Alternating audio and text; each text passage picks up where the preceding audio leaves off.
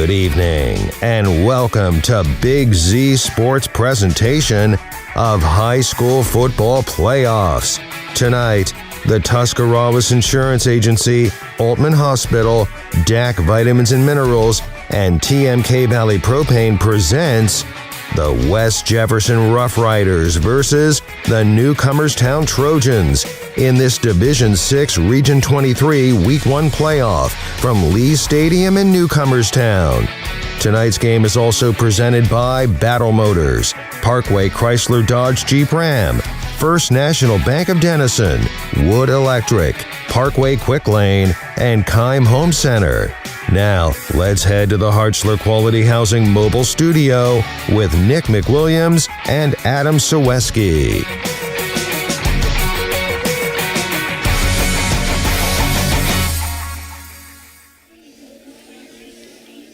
High school football playoffs have descended on Lee Stadium in Newcomerstown. Nick McWilliams, Adam Ciereszewski here, and the Claxon Communications crew to bring you Division 6, Region 23, first-round high school playoff action. Good evening, everyone, on a beautiful night for football here on a beautiful facility of Lee Stadium. It's going to be a fun one as the Trojans are welcoming in the Rough Riders of West Jefferson. And Adam, I got to be honest, it's kind of an unusual scenario as we talk to both coaches. For West Jefferson, used to hosting games, Newcomerstown, has not necessarily been used to this postseason thing, but it seems the roles are reversed. Yeah, I'll tell you what, and both, after talking to both coaches, they both seem to be excited of the opportunity. Obviously, Newcomerstown, it's first one ever for a home playoff game, so that's, everybody, the whole town's excited for tonight. And speaking of tonight, this weather, you couldn't have requested better weather for Week 11 of the football season. You can tell it's playoff time when you're looking up at the sky like this. Beautiful blue skies on top with that orange haze right up over the hilltops behind this. And if you've never been to this stadium, this gives you the feel, and it's perfect because the way Newcomerstown runs an offense, of old school football. Oh, absolutely. I mean, this is... you got two completely different offenses going to clash on the field tonight to look to advance to Week 12. It's going to be exciting to see. Like I said, the way I've explained it to some people this week is, I'm familiar with watching Chardon play New Philadelphia, and Chardon runs that same type of power, wing T power offense that the Newcomerstown Trojans. And then you have West Jefferson where they have a good mix, which is how New Philadelphia used to, they still operate their offense the same way. And I'll tell you what, that Chardon, the Chardon Hilltoppers, whenever we would go watch them, it was like they run the same play. It's either left, right, or middle. But they, and then you start watching some film on it, and you're like, wow, it's so quick, it's so fast-paced, and that's what the Newcomerstown Trojans bring to the table and makes it very difficult on their opponents whenever they are not accustomed to seeing that type of offense. Well, you're definitely right on that. I think you hit the nail on the head, and, we'll hear from both coaches about, obviously, what either side is going to present to them, but the tail of the tape, so to speak, as we could call it. The number 4 seeded Newcomerstown Trojans, they enter this 8-2, Adam, and they earned their first IVC North title, and it was outright in over 20 years. On the other side of things, you have the West Jefferson Rough Riders, a 13 seed, something they're not used to. State semifinalists last year, but they enter in this one 4-6, and to our understanding, they were pretty much beat up throughout the year. So really, it's a David versus Goliath, but not how you might have expected. No, absolutely not. And from what the coach from West Jefferson, what he explained to us is, being that they're down to where there's only one or two guys that are not healthy, which is great for a coach, but then it's also there's a lot of questions then, because the core group, they're not used to playing with one another. So when you don't have that consistency, that's one thing that Newcomerstown brings into tonight. They have the consistency of staying healthy all season long. Well, thank you for that, Adam, and greatly looking forward to calling this one with you this evening. It's high school football, it's split playoffs, it's Division 6, and it's right here with Big Z Sports. Don't go anywhere. Coming up, we'll be talking with head coach for the West Jefferson Rough Riders in Sean Bisher, coming up right after this.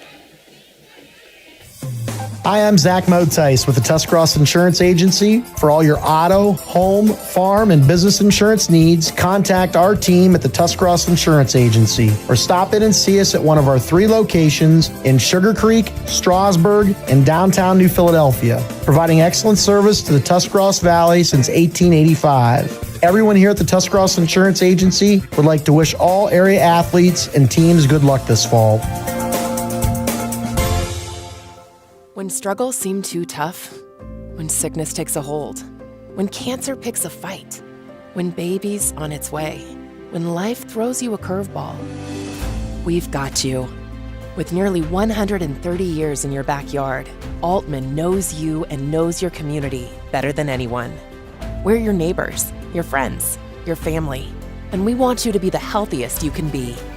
Altman, we are ready. We've got you.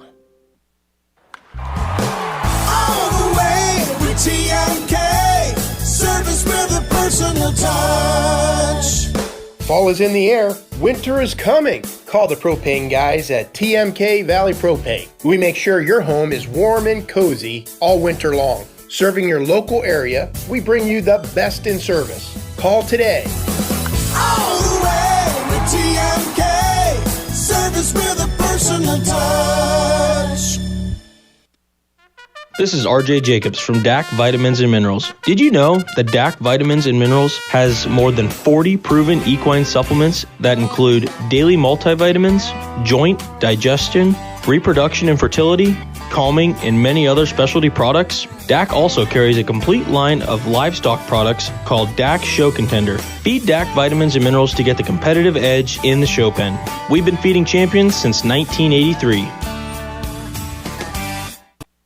Tailgating season is here, so why not do it in style with a new car, truck, or SUV from Parkway Chrysler Dodge Jeep Ram in Dover. Choose a winning game plan when you bring your trade and ask about great financing options on any car, truck, or SUV on the lot. Joel and the Parkway CDJR team will help you shop and find the best deal for you. No hassle and no stress. Football season is the perfect time for a great deal, so pick a winner at Parkway Dodge Jeep Ram in Dover today. Your way, the right way. Visit ParkwayChryslerDodgeJeepRam.com and drive forward. This is Jordan Hartzler. At Hartzler's Quality Housing, our goal is to help customers achieve the dream of home ownership. We have been a family-owned, affordable housing business for over 40 years. We value our customers and have the knowledge and experience to help you walk through the home buying process from start to finish. Conveniently located just off I-77 in New Philadelphia, stop by and browse their model homes or learn more by visiting Hartzlers.com. The First National Bank of Denison appreciates the hard work and dedication area athletes exhibit to be the best they can be for their team. We follow that same philosophy with our customers, working hard to build personal relationships and making our services convenient. The First National Bank of Denison's community involvement is important to us, and we love supporting our local schools. The First National Bank of Denison, with offices in Denison, Dover, Jeanette Hutton, South Broadway, and Schunbrunn in New Philadelphia. We have our roots where others have their branches. Member FDIC, Equal Housing Lender. Hi, this is Phil with the Ford Parkway Quick Lane Service. When the vehicle that transports your team needs maintenance, you expect it to be done accurately and quickly so you can get back on the road. Don't get sidelined by your vehicle. When it comes to servicing your team's vehicle, let my all-star team at Parkway deliver you the winning combination to keep you on the road and safe for the long haul.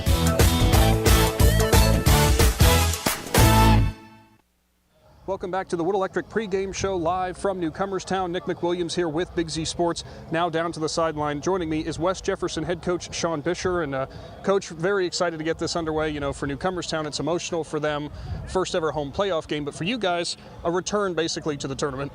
Yeah, I mean, we've been fortunate over the years to have a lot of tournament experience. So our kids are kind of used to the blueprint of this, if you want. Our staff is as well. I mean, the core of this staff's been together for a long time. It's my 21st year here, so we know what it looks like, and we're excited about the opportunity to get to play here.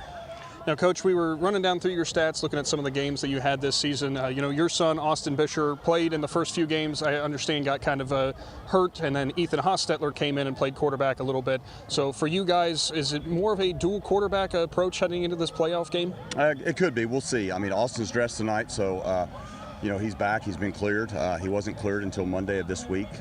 He got hurt on the first or second drive of week 6. So we'll see. I mean, we're going to see where they're at tonight, and there's a chance you might see them both. Now, Coach, anyone listening here who isn't aware of West Jefferson, they might hear the 4-6 record and think that you guys didn't have that great of a year. But to our understanding as well, you guys play a pretty tough schedule and a pretty tough conference. Yeah, we do. We do play a tough conference, and you know, we're very proud of the conference we're from. You know, 4-6 isn't the norm at our place, as you probably know. We handled a lot of adversity this year, to be honest with you. We've been more banged up this year than I can remember in my 21 years. Fortunately, we're as healthy tonight as we have been since week 1. We've never had our starting lineup, our projected starting lineup, in any game this year. So we'll be at the point to where we're only missing one possible starter tonight, so that's as good as we've been, to be quite frank, in terms of health. So we're excited to see what we can be. I mean, this group had to handle a lot. We graduated a huge senior class last year that had a ton of success, going to the Final Four. So, but this group's excited to get their opportunity in these tournament games, and I think they're excited to see what we can be when we're whole. Now, Coach, I know you might not necessarily be used to opening up as the visitor when it comes to a playoff game. I understand you guys have had some home playoff games in recent years, so about a 2-hour bus ride, if I'm not mistaken. You guys feel like you're handling that well? Yeah, I mean, we are used to being home on the, first or, even lately second round, I guess, if you will. But, our kids are fine. I mean, we've had to do this before when we go play at neutral sites. I mean, it's no different than when you're getting into round 3 now and you're going to somewhere neutral. It's going to be somewhere well over an hour. So we got out of school a little early today. We had team meal at school, and then we stopped up here early. The Newcomerstown administration was very accommodating. We got here early enough to where we could eat again here.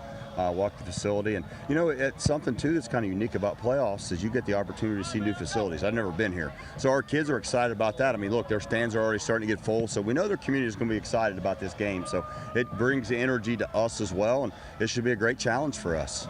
And Coach, finally, speaking of the Trojans, what do you expect to see out of them tonight? We know it's not necessarily a secret what they're going to do on offense. Well, it's a team that knows how to win. I mean, they've won some close games. They know who they are. They have an identity on both sides of the ball, and they live with that.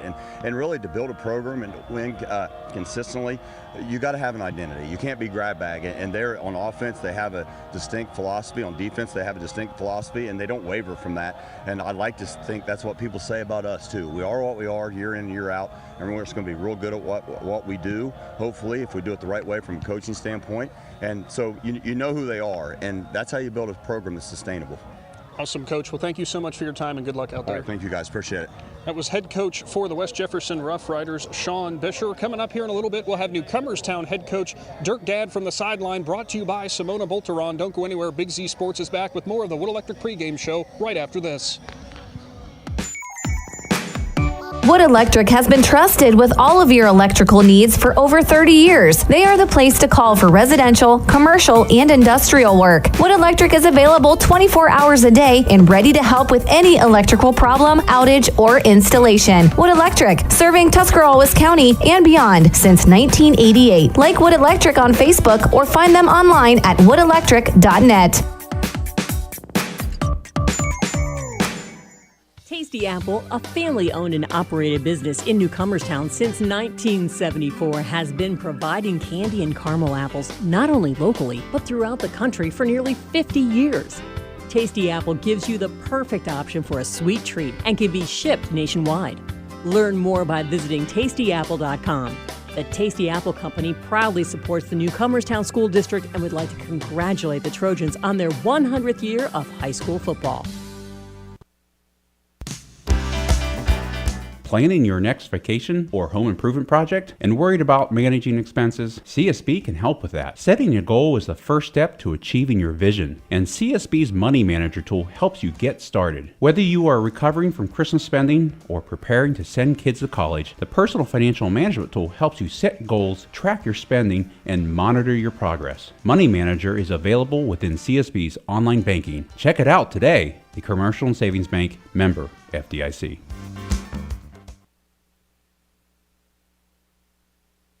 Welcome back to the Wood Electric pregame show live from Lee Stadium in Newcomerstown. Big Z Sports here for a major playoff matchup in Division 6. It's the Newcomerstown Trojans. They are hosting the West Jefferson Rough Riders. Now joining us on the field is head coach Dirk Gadd for Newcomerstown. Coach, so excited to be here. 8-2 regular season. Get to host your first ever home playoff game.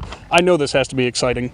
Yeah, we have a great day for football. The town's been buzzing ever since that Week 10 victory. We knew we were going to be hosting a home playoff game. So the whole community's ready to go, and we're happy to be here tonight. And Coach, I think one of the coolest things I always love when we get to playoff time, it sometimes happens in the regular season, but I came walking into the stadium, tons of tailgates going on out there in your high school parking lot. Everybody seems to be excited. Everybody seems to have a lot of buzz around this team. Yeah, it's starting to feel like the good old days. There's lots of people, more people than we've ever had out in the parking lot already to this point. Lots of tailgating going on. Everybody's having fun and looking forward to a great football game tonight. Now, Coach, we talk about the Trojans often. We know what you're going to do. We know what you like to do on offense. We pretty much know what you're going to like to do on defense. This West Jefferson team, somebody you guys are definitely not familiar with, coming from all the way on the western side of Columbus, I do believe. We were talking before we got on here, trying to figure them out a little bit. What do you expect out of the Rough Riders? I expect a team that's good at pretty much everything. They throw the ball well. They run the ball well. They like to mix it up. They are a pretty balanced football team, and they have some pretty good skill kids and playmakers. So we're going to have our hands full with them tonight. And what's kind of been the key? We talked a little bit about them, too, before we started recording. They've got the freshman quarterback in Austin Busher, and also they have a senior in Ethan Hostetler. Both kind of interchanged throughout the year. We know that freshman wasn't in there a whole bunch. Two kind of different quarterbacks. So what do you expect to be doing whenever either of them come on the field? Getting pressure on them is going to be a key tonight. We need to get after the quarterback. We need to be sound tacklers. 6 runs the ball really well. 3 throws the ball really well, but he can also run it. So we're going to have to be good tacklers, and we're going to have to get after the quarterback tonight. Now, Coach, the Butterflies have to be there naturally, considering first ever home playoff game, especially for the senior class all the way down to the freshmen. What have you guys been talking to them about, and what have you been telling them to try to keep that focus? Well, we've been telling them, with all the excitement, the bonfire last night, pep rally today, we still want to keep in mind, we have a job to do, and we're going to go out and play our game. And even though there's a lot of extra excitement surrounding this game, we're going to still go do what we do. Try not to get too caught up in it, and we can get caught up in it after the game, after victory. Coach, finally here, your biggest key tonight for you guys to pick up your first ever playoff win? Limit big plays. That's going to be the key to success tonight. Awesome. Well, thank you so much, Coach, and good luck to you. Thank you. That was Newcomerstown head football coach Dirk Gadd live from the sideline here in the Wood Electric pregame show. Of course, Newcomerstown's game breakdowns all year long brought to you by Simona Bolderon. Coming up next, we'll have kickoff and your starting lineups between Newcomerstown and West Jefferson in some Division VI high school football playoffs. Big Z Sports is back after this.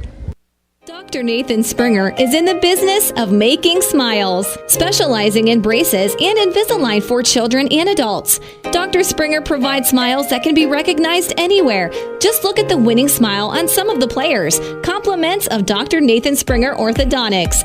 Hey, that smile of pride on the face of mom and dad might be from Dr. Springer too. Dr. Nathan Springer Orthodontics, in the business of making smiles, at 107 Ray Avenue Northeast in New Philadelphia. Back to Newcomerstown now. Big Z Sports here with some high school football playoff action. Division 6, Region 23, Nick McWilliams, Adam Ciereszewski, and Adam, we're making sure we're not going to, as we're going to actually have to get a moment of silence here for, give it a moment.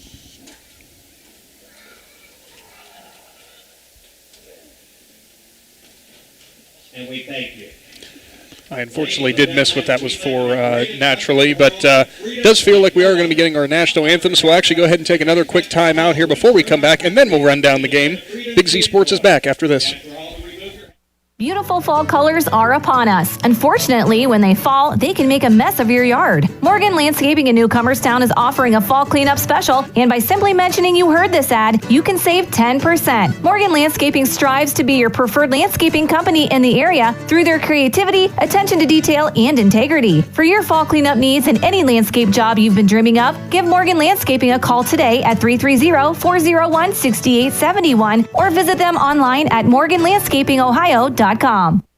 Dino Pergolini & Sons Equipment Incorporated is your one-stop shop for all your equipment needs. Offering the option to buy, rent, sell, or trade equipment is what separates Dino Rents from everyone else. With pickup and delivery or even field service available in their service department, Dino Rents can handle repairs needed for any make or model. Dino Pergolini & Sons Equipment is located just past Midvale Speedway and can be found on Facebook or contacted at 330-364-8055. Also offering a location in Caddis to better serve you.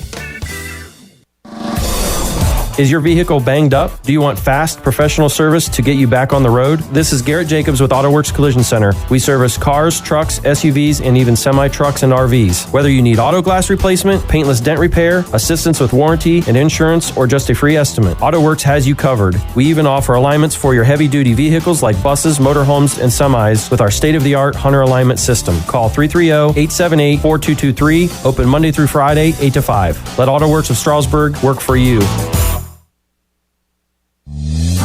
Located in the rolling hills of Holmes County, Keim Home Center is the destination and trusted source for your home, building, and woodworking needs. And we are now offering appliances. At Keim, you'll find major kitchen and laundry appliance brands such as General Electric, Whirlpool, Speed Queen, and much more. Our sales and service teams can help with product selection, delivery, installation, ongoing maintenance, and repair. Give us a call or stop by today. Keim, built on trust since 1911. Thanks for joining us for this presentation of high school football playoff action. Let there be light as Adam Ciereszewski flips on the lights here in our press box. Pardon that slight interruption there as we had didn't realize the band was coming out for the national anthem, but a big thank you to the Newcomerstown Marching Trojans for giving us a great rendition of the national anthem, and a thank you to the American Legion Newcomerstown Post 431 for also raising the colors. Always fun to see before. That's the proper way to start before a game, right, Adam? Absolutely. It was, we just weren't quite prepared for it, but hey, we worked through. We did. And I'm sure it won't be the last time we have something come up that we're going to be like, oh. Yeah, we'll just go ahead and apologize for that now. Yeah. But anyway, Yeah. The tail of the tape, as we mentioned already, with records and everything along those lines. But when you get deeper into this matchup between Newcomerstown and West Jefferson, for the Trojans, 0-2 in school history in the playoffs. They have never won a playoff game, as we've mentioned many times. I think we've said it about as many times as we can. They've never hosted a home playoff game. They were supposed to appear in the playoffs in 2020 when every team did get in because of the COVID pandemic, but unfortunately had to forfeit to Belpre due to illness on their own team. Coming into this, they earned their first outright IVC North title since 2001. A huge win over Buckeye Trail, 38-35. And Adam, I really think we learned about just how much grit Newcomerstown had because they fought off a surprisingly good Warriors team. Oh, absolutely. That was a great way for the Trojans to be tested, especially coming into a big game like this one is tonight. And it wasn't the first time the Trojans ran into something like that. If you remember, it was a couple weeks ago where they had that epic battle, the 3 overtime up at Malvern against the Hornets. That was an amazing game. I mean, that was just one that that's one that a lot of Newcomerstown and Malvern fans will never forget because of the way that game played out. That was just fantastic. All of that stuff built up, those types of games, all that does is it gets you ready for playoff football. Oh, it absolutely does, and that was, the classic example of, I'll say, a 14-round heavyweight fight. We couldn't figure it out in 12. We needed the extra 2 rounds to determine a winner, but ultimately, that was the Trojans. As we mentioned, finished 8-2 this season, their first 8-win season since 2003. Last week, sophomore quarterback Clayton Fish, 7 for 7, 117 yards, ultra efficient. But listen to this rushing attack presented by this trio of Trojans. So we know we're going to be saying their names tonight. Sophomore running back, wide receiver, could even play a little bit of quarterback. Bunk Millender, 22 carries, $142 on the ground, 3 touchdowns. Oh, he also hauled in 3 catches for 65 yards. Brandon Weber, meanwhile, 11 carries, 56 yards, 2 touchdowns. Sophomore running back Carter McConnell had 11 carries and 51 yards. We know that they're going to run the wishbone. We know they're going to run it up the middle. But Adam, as we've seen all year long, it's kind of difficult to stop. Oh, absolutely. It's one of those offenses that'll lull you to sleep because it'll be run left, run right, run middle, run left, run right. It'll just keep coming. It lulls the defense to sleep, and boom, pop pass over the top, gets you set up for an easy touchdown because the defense, it baits the defense in. Well, speaking of that lulling him to sleep and hitting him over the middle, we mentioned Fish going 7 for 7 in the last game. We've seen how many times this year where they will ultimately have Fish, and he does a great job in the play action. Pull it back and hit over the top to either Tanner Smith or David Newkirk, and they have multiple times they've got passing touchdowns. If I'm not mistaken, Fish still has not thrown an interception this year. Yeah, I don't, not that I can recall. And that's the beauty of a sophomore quarterback. He throws it just enough that he continues the consistency all season long, but it's not too much where you're pushing that envelope and having to force passes because from what we've seen this year, he throws a great ball and he gets the job done when the coach calls for the pass. No kidding. Well, looking on the other side of the slate now, the West Jefferson Rough Riders, the 13 seed in D6 Region 23, only 4-6. Do not let that fool you. As you might have heard from head coach Sean Bisher, this is an extremely tough conference that they play in. They played an extremely tough schedule, and don't forget, last year this was one of the final 4 teams. Absolutely. I mean, they fall to Coldwater, which Coldwater they're there every year, and it was 35-13. They have 14 playoff appearances, 3 regional titles, and 3-time Central Division. And the Coach Bisher was 3-time Central District Coach of the Year. So when you say the word win with the Rough Riders, they're used to it. Yeah, they're used to it, and the last time they did win in the playoffs was 2021 last year. Went up against Fort Fry in the regionals, won 16-14. We know Fort Fry can be one of those teams that's extremely difficult to get past. Now, here's the one interesting thing. We did mention that they play in a very, very tough conference. Be that as it may, though, out of their 4 wins this year, only one of those came against a team that had a winning record. That was Paint Valley in Week 2, 49-34. I think the biggest story here, though, for this team, and you and I saw it, you pointed it out with the stats when we were kind of preparing for this game, their freshman quarterback, Austin Bisher, through 5-6 weeks or so, that kid was throwing it all over the place. I think it was 5 weeks, because I think even head coach Dirk Gadd for Newcomerstown said he had about 1,500 through 5 weeks.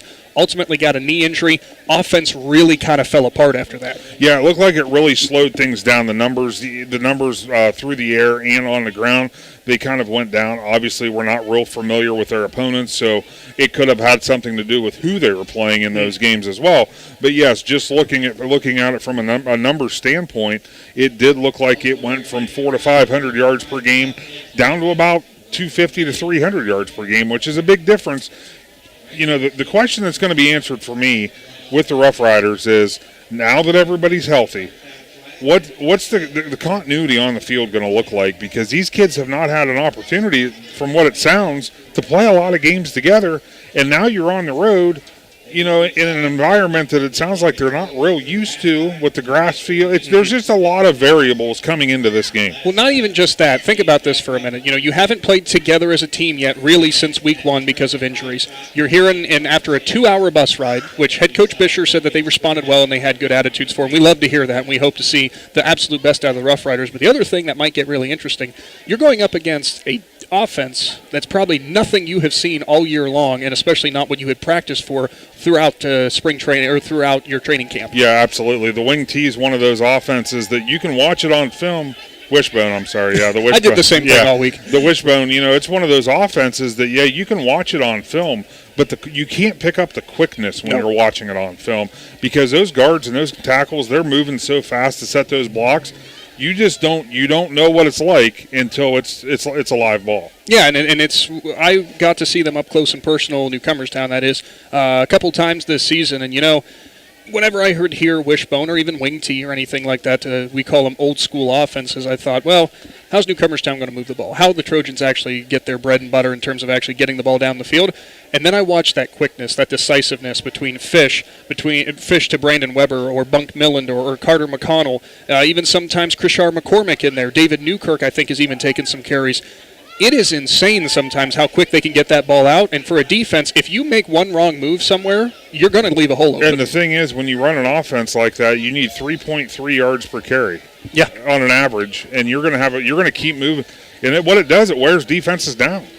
I wouldn't want to tackle that throughout the entire game. Absolutely not. Well, we got just a few moments here before both the teams will be coming out. About 3 minutes to go here before they do come out, and we will 2 minutes maybe? About two. About two. The goalpost got in your way. Yeah, the goalpost is going to be a problem for me in terms of the clock. We'll just go to Adam Ciereszewski for that tonight. So real quick, actually, before I think instead of heading to a timeout, we'll keep it right here, and we can actually run through your starting lineups for tonight as featuring, as you can hear, the Newcomerstown Trojans making their entrance here. Adam, I'll go ahead and have you do the visiting West Jefferson defense. Yeah, and I'll start with the defensive starters for the Rough Riders. Number 62, he's a 5'8", sophomore, Luke Boyd. Number 71, Braden Hunley, 5'10", he's a junior. Jake Fitzpatrick, defensive end, number 12. He's 6'4", and a senior. Another defensive end on the other side, number 56, Luke West, 5'10", and a junior. One of the linebackers, number 24, Wyatt Keat, 5'7", and a sophomore. Linebacker Ethan Hostetler, number 6. He's 6'1", and a senior. And the other linebacker, number 9, Tanner Sawyer. 5'10", and a senior. Free safety, Owen Warner, number 5, and he's a junior. Strong safety, number 11, Luke Taylor. Cornerback, number 2, Mason Book. And the other corner is number 10, Cameron Pearson. He's 5'10", and a junior. Thank you for that, Adam, as we'll now move on to the home Newcomerstown Trojans wearing their black uniforms tonight, white around the orange lettering. Starting off at quarterback, it's sophomore Clayton Fish, 5'10", 155. Behind him, he'll have 3 different players to hand it off to, one being running back and star sophomore 5'8", 150 pounds, Bunk Millender. One of the fullback positions, number 32, Carter McConnell. He's 5'10", and 185, and a sophomore, Brandon Weber, who'll be wearing number 33 tonight, 6 foot 185, and he's a senior. Looking at the 2 tight ends, no wide receivers on this, of course. Watson Elder, he's a 5'10", 165 junior. He'll be starting on one side. David Newkirk, the 5'9", 155 senior, will be starting on the other. As for your offensive lineman, left tackle Ethan Swigert, he's a sophomore, 5'10", 210. Starting beside him, Landon Castile. Your center will be Logan Metz, right guard Lane Zickel, and on the right side, the big man Spencer Ebersbach. And that will do it for your starting lineups for both of these sides. And you hear the bells ringing. That means it's almost time to go. And you know what? We got the lineups in. We got the stage is set. Both teams are on the field. It's time for the Adams Board kickoff from the Week 11 playoff football. And we're so excited to be having that and bringing that to you, as we do have it all lined up for West Jefferson. The kicker, Ben Ryan, going to be teeing everything off here. And, sometimes I wonder, Adam, you're in enemy territory. You're technically the underdog in terms of seeding. Think going a little trickeration here, maybe? You don't know what, the minute that ball's in the air, you don't know what to expect. You got number 7, Tanner Smith, and number 14, David Newkirk, back for the Trojans. So we'll see here as the Rough Riders versus the Trojans about to get underway. The whistle sounds, hand is in the air. And Ryan sends it deep, and we are underway from Lee Stadium. It's a short kickoff that bounces back to the 10. It's picked up by Tanner Smith, who'll go up to the 15, make one cut to the 20. He finds a hole and will ultimately go down on the left hash mark on the 25, make it the 26-yard line. So decent starting field position there for the Trojans. Here comes Fish leading the offense and the host of running backs. Jake Fitzpatrick in on the tackle for the Rough Riders. So starting at their own 26-yard line, we saw Newcomerstown here. A couple games that we did, they started back in this kind of territory. Nice methodical drives to start things off. They actually marked the ball up at the 27. So here come the Trojans up to the line of scrimmage now. The backs behind Fish. It's McConnell or Weber straight behind him. McConnell to his left and Millender off on the right. Fish with kind of a delayed count there. He'll hand it off to the left side, and that's Carter McConnell, and he'll pound it forward up to the 31-yard line. There's that quick action again, Adam. No indecision on that handoff from Fish. Absolutely not. It looks like it's about a pickup of 4 yards. As we mentioned in the pregame, that's the average that the Trojans are looking for. You pick up 3 to 4 yards per carry, that's going to be a first down. The chains keep moving. Looked like Braden Hundley, the big tackle in there for the tackle for West Jefferson. As we always laugh at Joe Geckler and Travis McCullough not being able to see numbers, the yellow on white does not pick up well. No, not at all. Newcomerstown now with a 2nd down and 7. Handoff goes to Millender. He'll cut back, and not a whole lot of room there, but he did a good job of falling forward and finding a couple extra yards. He will go down at the 33-yard line of Newcomerstown, so it's going to be 3rd and short. Looks like Tanner Sawyer in on the tackle there for the Rough Riders. That shifty movement for Millender, that's kind of the dynamic you get when you got both Weber and McConnell both listed at 185. They are a load on the inside to bring down, but all of a sudden Millender cutting up on the inside makes it extremely difficult for a West Jefferson defense. And you see how the Rough Riders are lined up here, 3-4 yards off the ball at most. Yeah, it's going to be tight all night. 3rd and 4 from the 33 now. Fish is under center. He'll pitch it out. It's Millender going wide, looking for a block. He gets it on the edge, and he'll go forward and dive up to the 36-yard line. It's going to be about a half yard short, I do believe, from the first down. What a block on the edge by Brandon Weber. Little laundry on the field there, Nick. Did not see that flag come down. Thank you, Adam. Almost have to imagine that's in the area of a hold or something along those lines, and sure enough, that's exactly what it is. Yeah, the official that threw that must have got stuck in his pocket, because it didn't make it very far out. I wondered. I didn't even see it make it that far. No, before I said anything, I want to make sure I actually saw them pick it up. So backing them up right now. See Newcomerstown now taking the ball for a 3rd and trying to do some quick math here. Well, it looks like about 3rd and 12. Yeah, yep. 3rd and 12. Now the interesting thing there on a 3rd and 12, I guess that wouldn't be a spot foul necessarily. We need Travis to ask that question. So Fish, no surprise here, under center again. It's Weber behind him, McConnell to the left, and Millender to the right. Play fake there. Fish back to pass, pressure. He'll step up and he's going to run it, but he's going to go nowhere and get slammed down at the 25-yard line as Clayton Fish was trying to go deep there to Tanner Smith, and he is taken down hard. I do believe that might have been Braden Hundley once again. I know he had some help in there as well. Do you think they'd mind if I'd run down and put black electrical tape around all the Rough Rider numbers? They might not, but Hundley, regardless, was definitely in on that play, so a good play for West Jefferson. They're going to force a punt here that technically Newcomerstown did go back on. Your punt returner back for the Rough Riders is Mason Book. He handles both the punt returns and kick returns. The 6'2", 180-pound junior. My understanding, Book's got quite a lot of big breakaway speed off the edge. We'll see if Newcomerstown tries to kick it away from him. That's a low snap, can't get picked up, and he's going to have to run with it.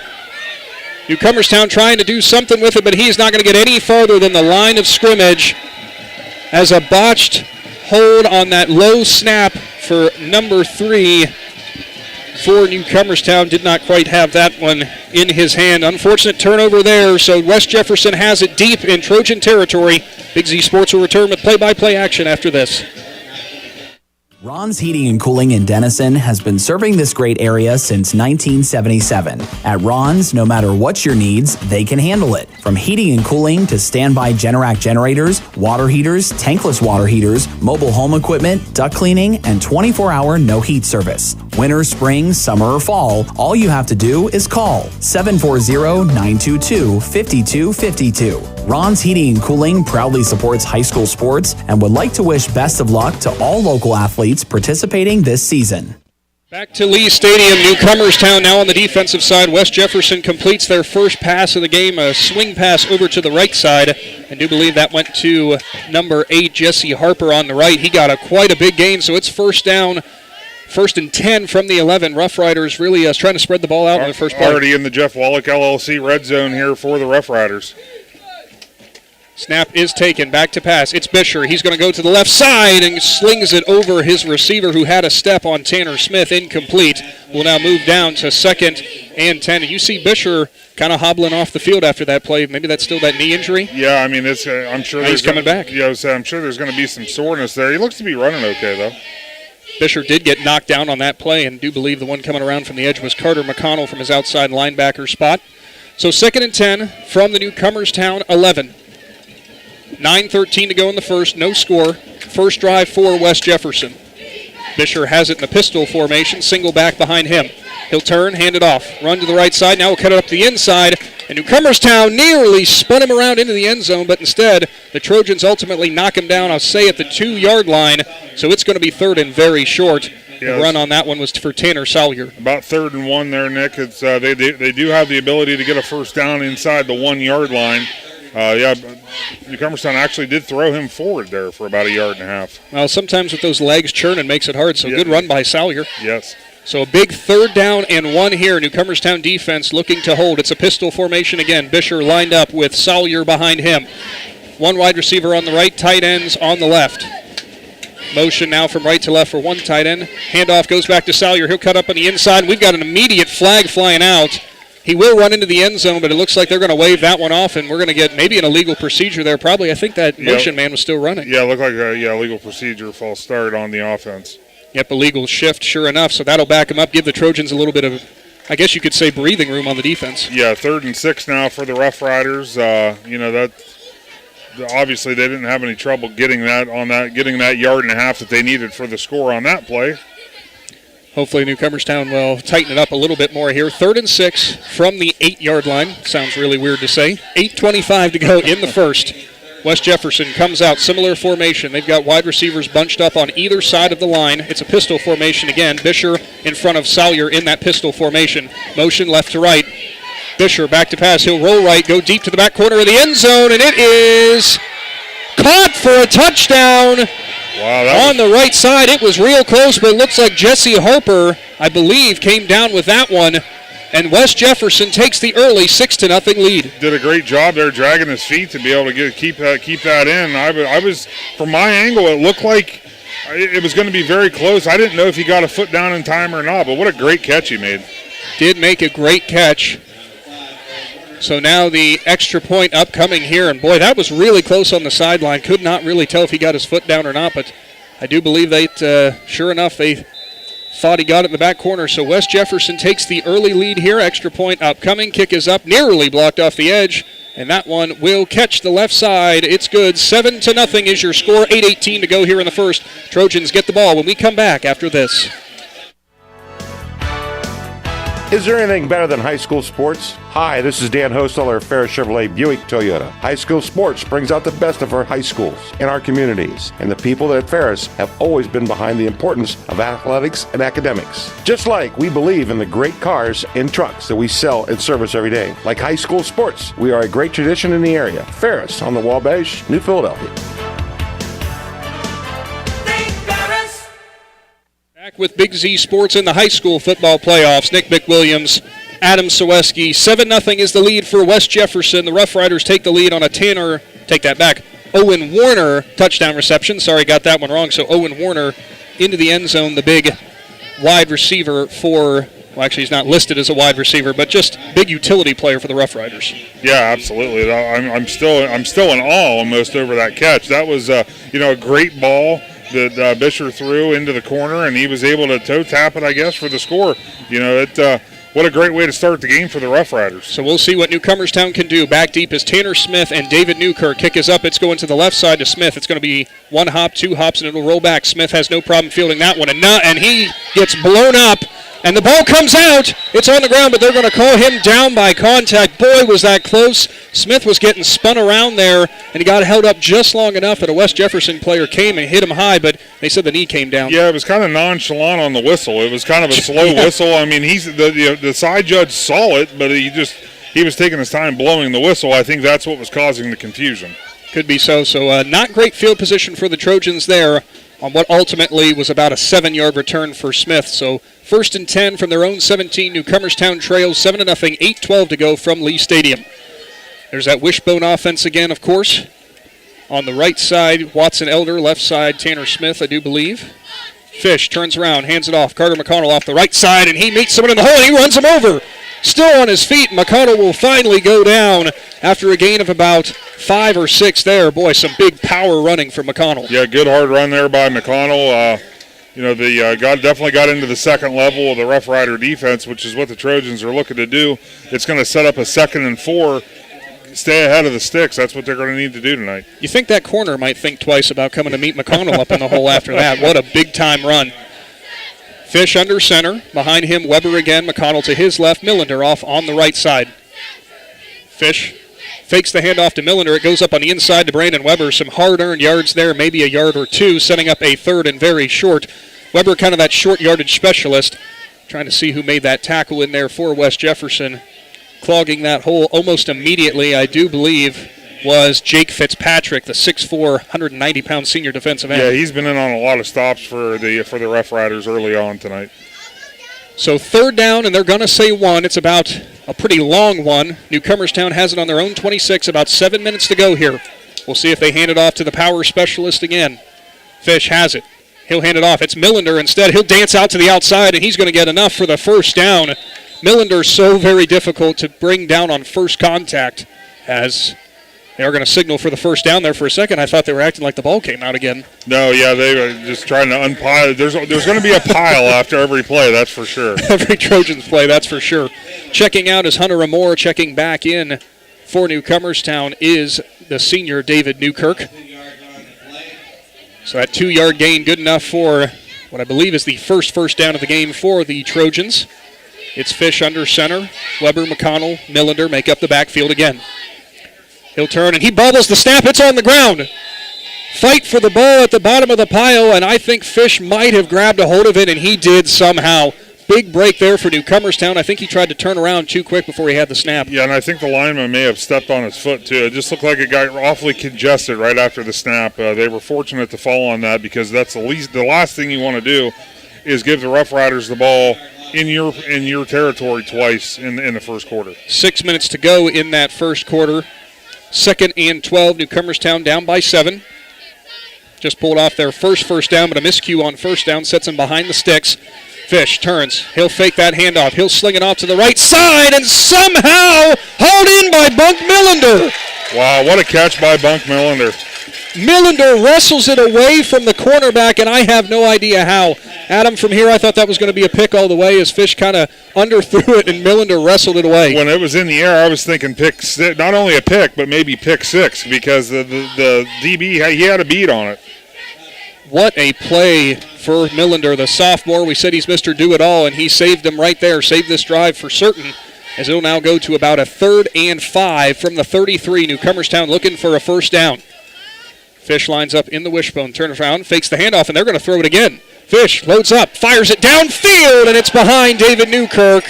Good defense there by Mason Book, the corner, who was hanging all over Newkirk the whole way. But I tell you what, Adam, he had a step on him. He did, and I thought the ball, just good defense there, because the ball was there. He had a step. I was looking for that ball to get caught.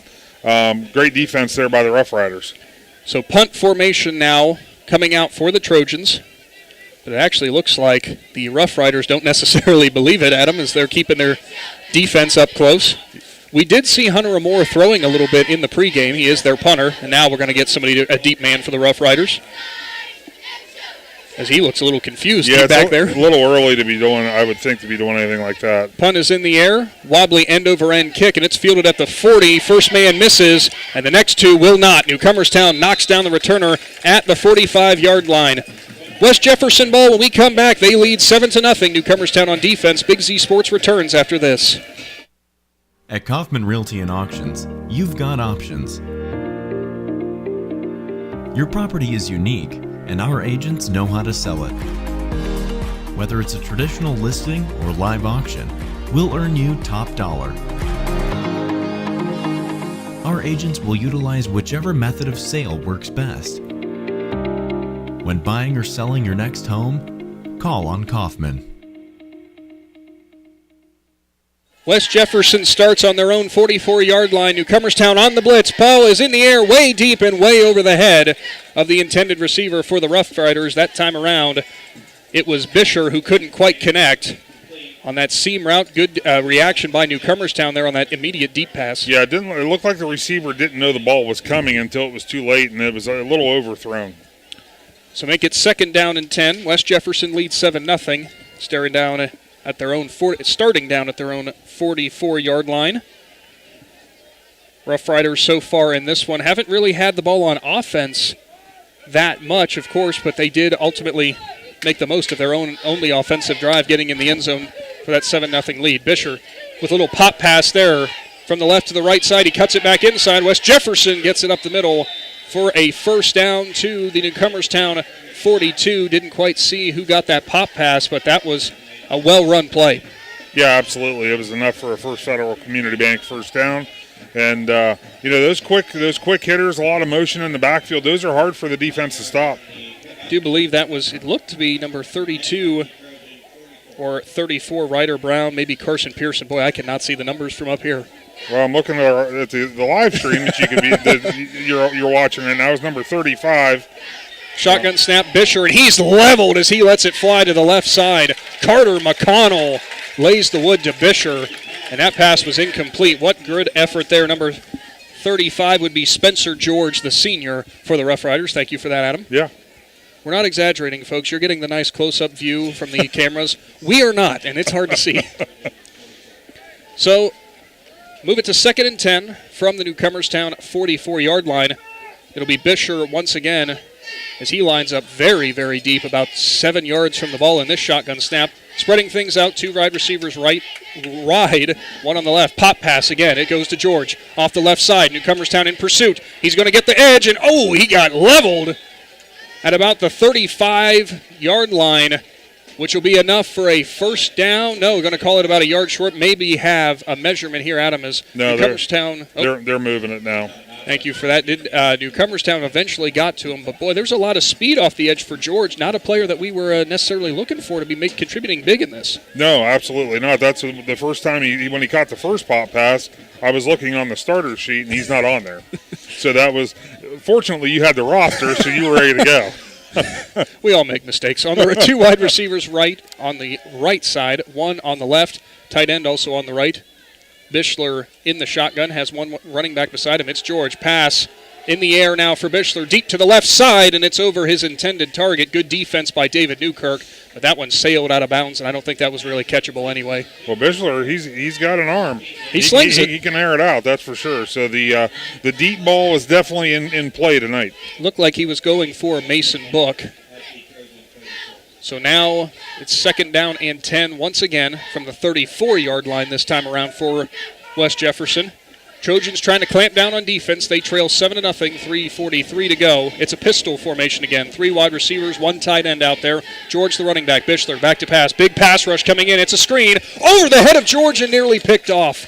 Bunk Millender saw that one come off of George's hands, and boy, was he thinking about changing this game in a heartbeat. Yeah, Bunk did a great job there because obviously when the C parts and everybody's going after the quarterback, you know it's going to be a screenplay. Bunk stayed home. He was in position if that ball was completed. Bunk, the 5'8", 150-pound sophomore. He's listed as the one of the outside linebackers on this defensive chart, but I think he plays pretty much anywhere. Yeah, wherever they need him, I think he can fill in. 3rd down and 10 now. Bichler in the pistol. 3 wide receivers, 1 tight end. He's back to pass again. No, not much pressure there. Pass is up in the air and caught, but it's going to be short of the first down. No, it's dropped. Yeah, ball hit the ground when he came down. So great defense on the right side there for Hunter Amore, the senior defensive back, knocking that one away, and now it's decision time for West Jefferson on this 4th and 10. I think it was an easy decision to make. It looks like they sent the same personnel out. Looks like they're going to be going for it. Well, this kind of goes back to what Coach Sean Bichler said. Everyone knows who we are. It's a 5-wide set, something Newcomerstown does not see very often. Empty backfield for Bichler in the shotgun. He's looking to his sideline. He'll take the snap. Pressure coming in quick for the Trojans. It's Carter McConnell. He'll flush him out to the right side. Bichler still rolling. He'll put it up, and that ball is caught, but well short of the first down. Give it a turnover on downs, and the Trojan defense holds. Well, you might have called that a little too quick. Did I? Yeah, I think you did. I did. I'm sorry. Yeah. I'm watching. It looked like he was, I apologize, it looked like he was short. Yeah, I was watching them move the sticks, and I'm like, I think they may have gotten it. Got the yard line wrong that I was looking at. Well, I don't know, though. They're calling. I was about to say, it looked really close there, Adam, and we have the benefit of instant replay, but unfortunately the referees do not. And it looks like there's some confusion about where the ball was actually spotted and where the chains even started. Yeah, I think there is some confusion out there. So it was 4th and 10 from the 34-yard line, meaning you would have to get to the 24. Where the referee is standing right now is the 23. Correct. Which would be a first down. Which would be a first down. So I'm trying to see where our confusion is. Well, if they would give us the ability, we could give them the booth review.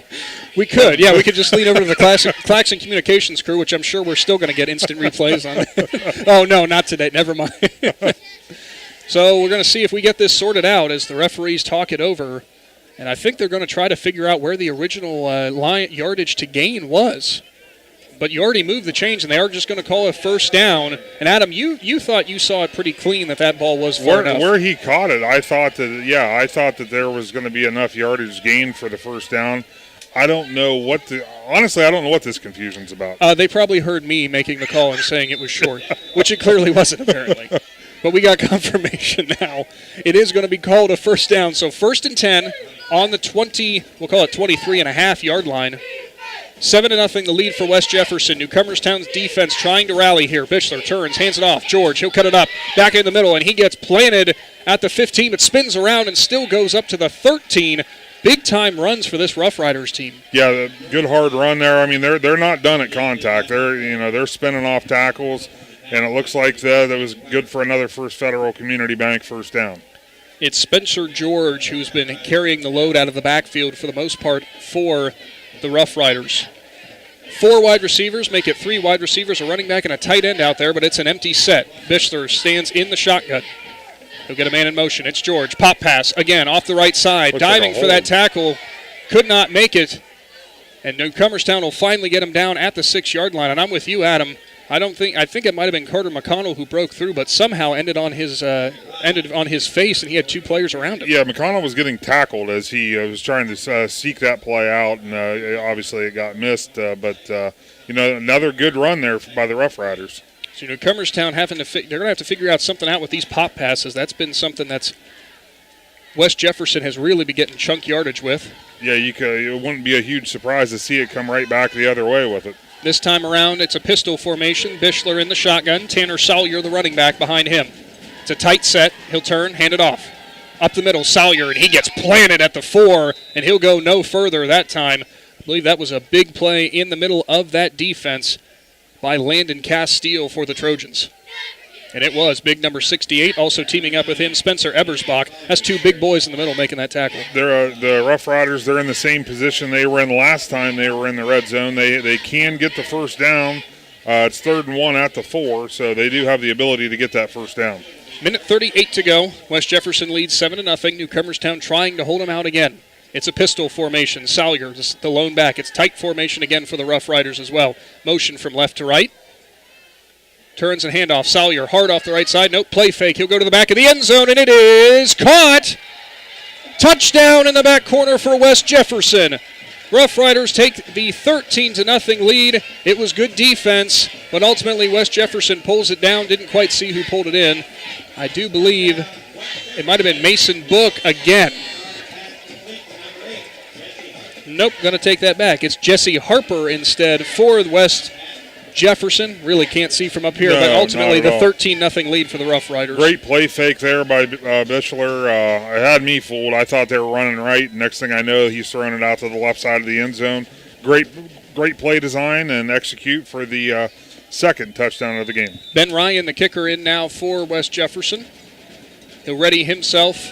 Try to deliver on the extra point. Kick is up, and it will go right through. It's now 14-0 West Jefferson lead. Newcomerstown is on offense when we return right after this. Brandon Body and Paint is excited to share their new location at 6206 State Route 36 in Newcomerstown. Brandon Body and Paint offers free estimates. Paint and parts are always warranted for as long as you own the vehicle and provide you the convenience of working with all insurance companies. So if the unplanned accident happens to you, give Brandon Body and Paint a call at 740-492-0987 or find them on Facebook. Brandon Body and Paint, where quality doesn't cost extra. The certified public accountants at Moore Niedenthal Incorporated believe in the value of relationships.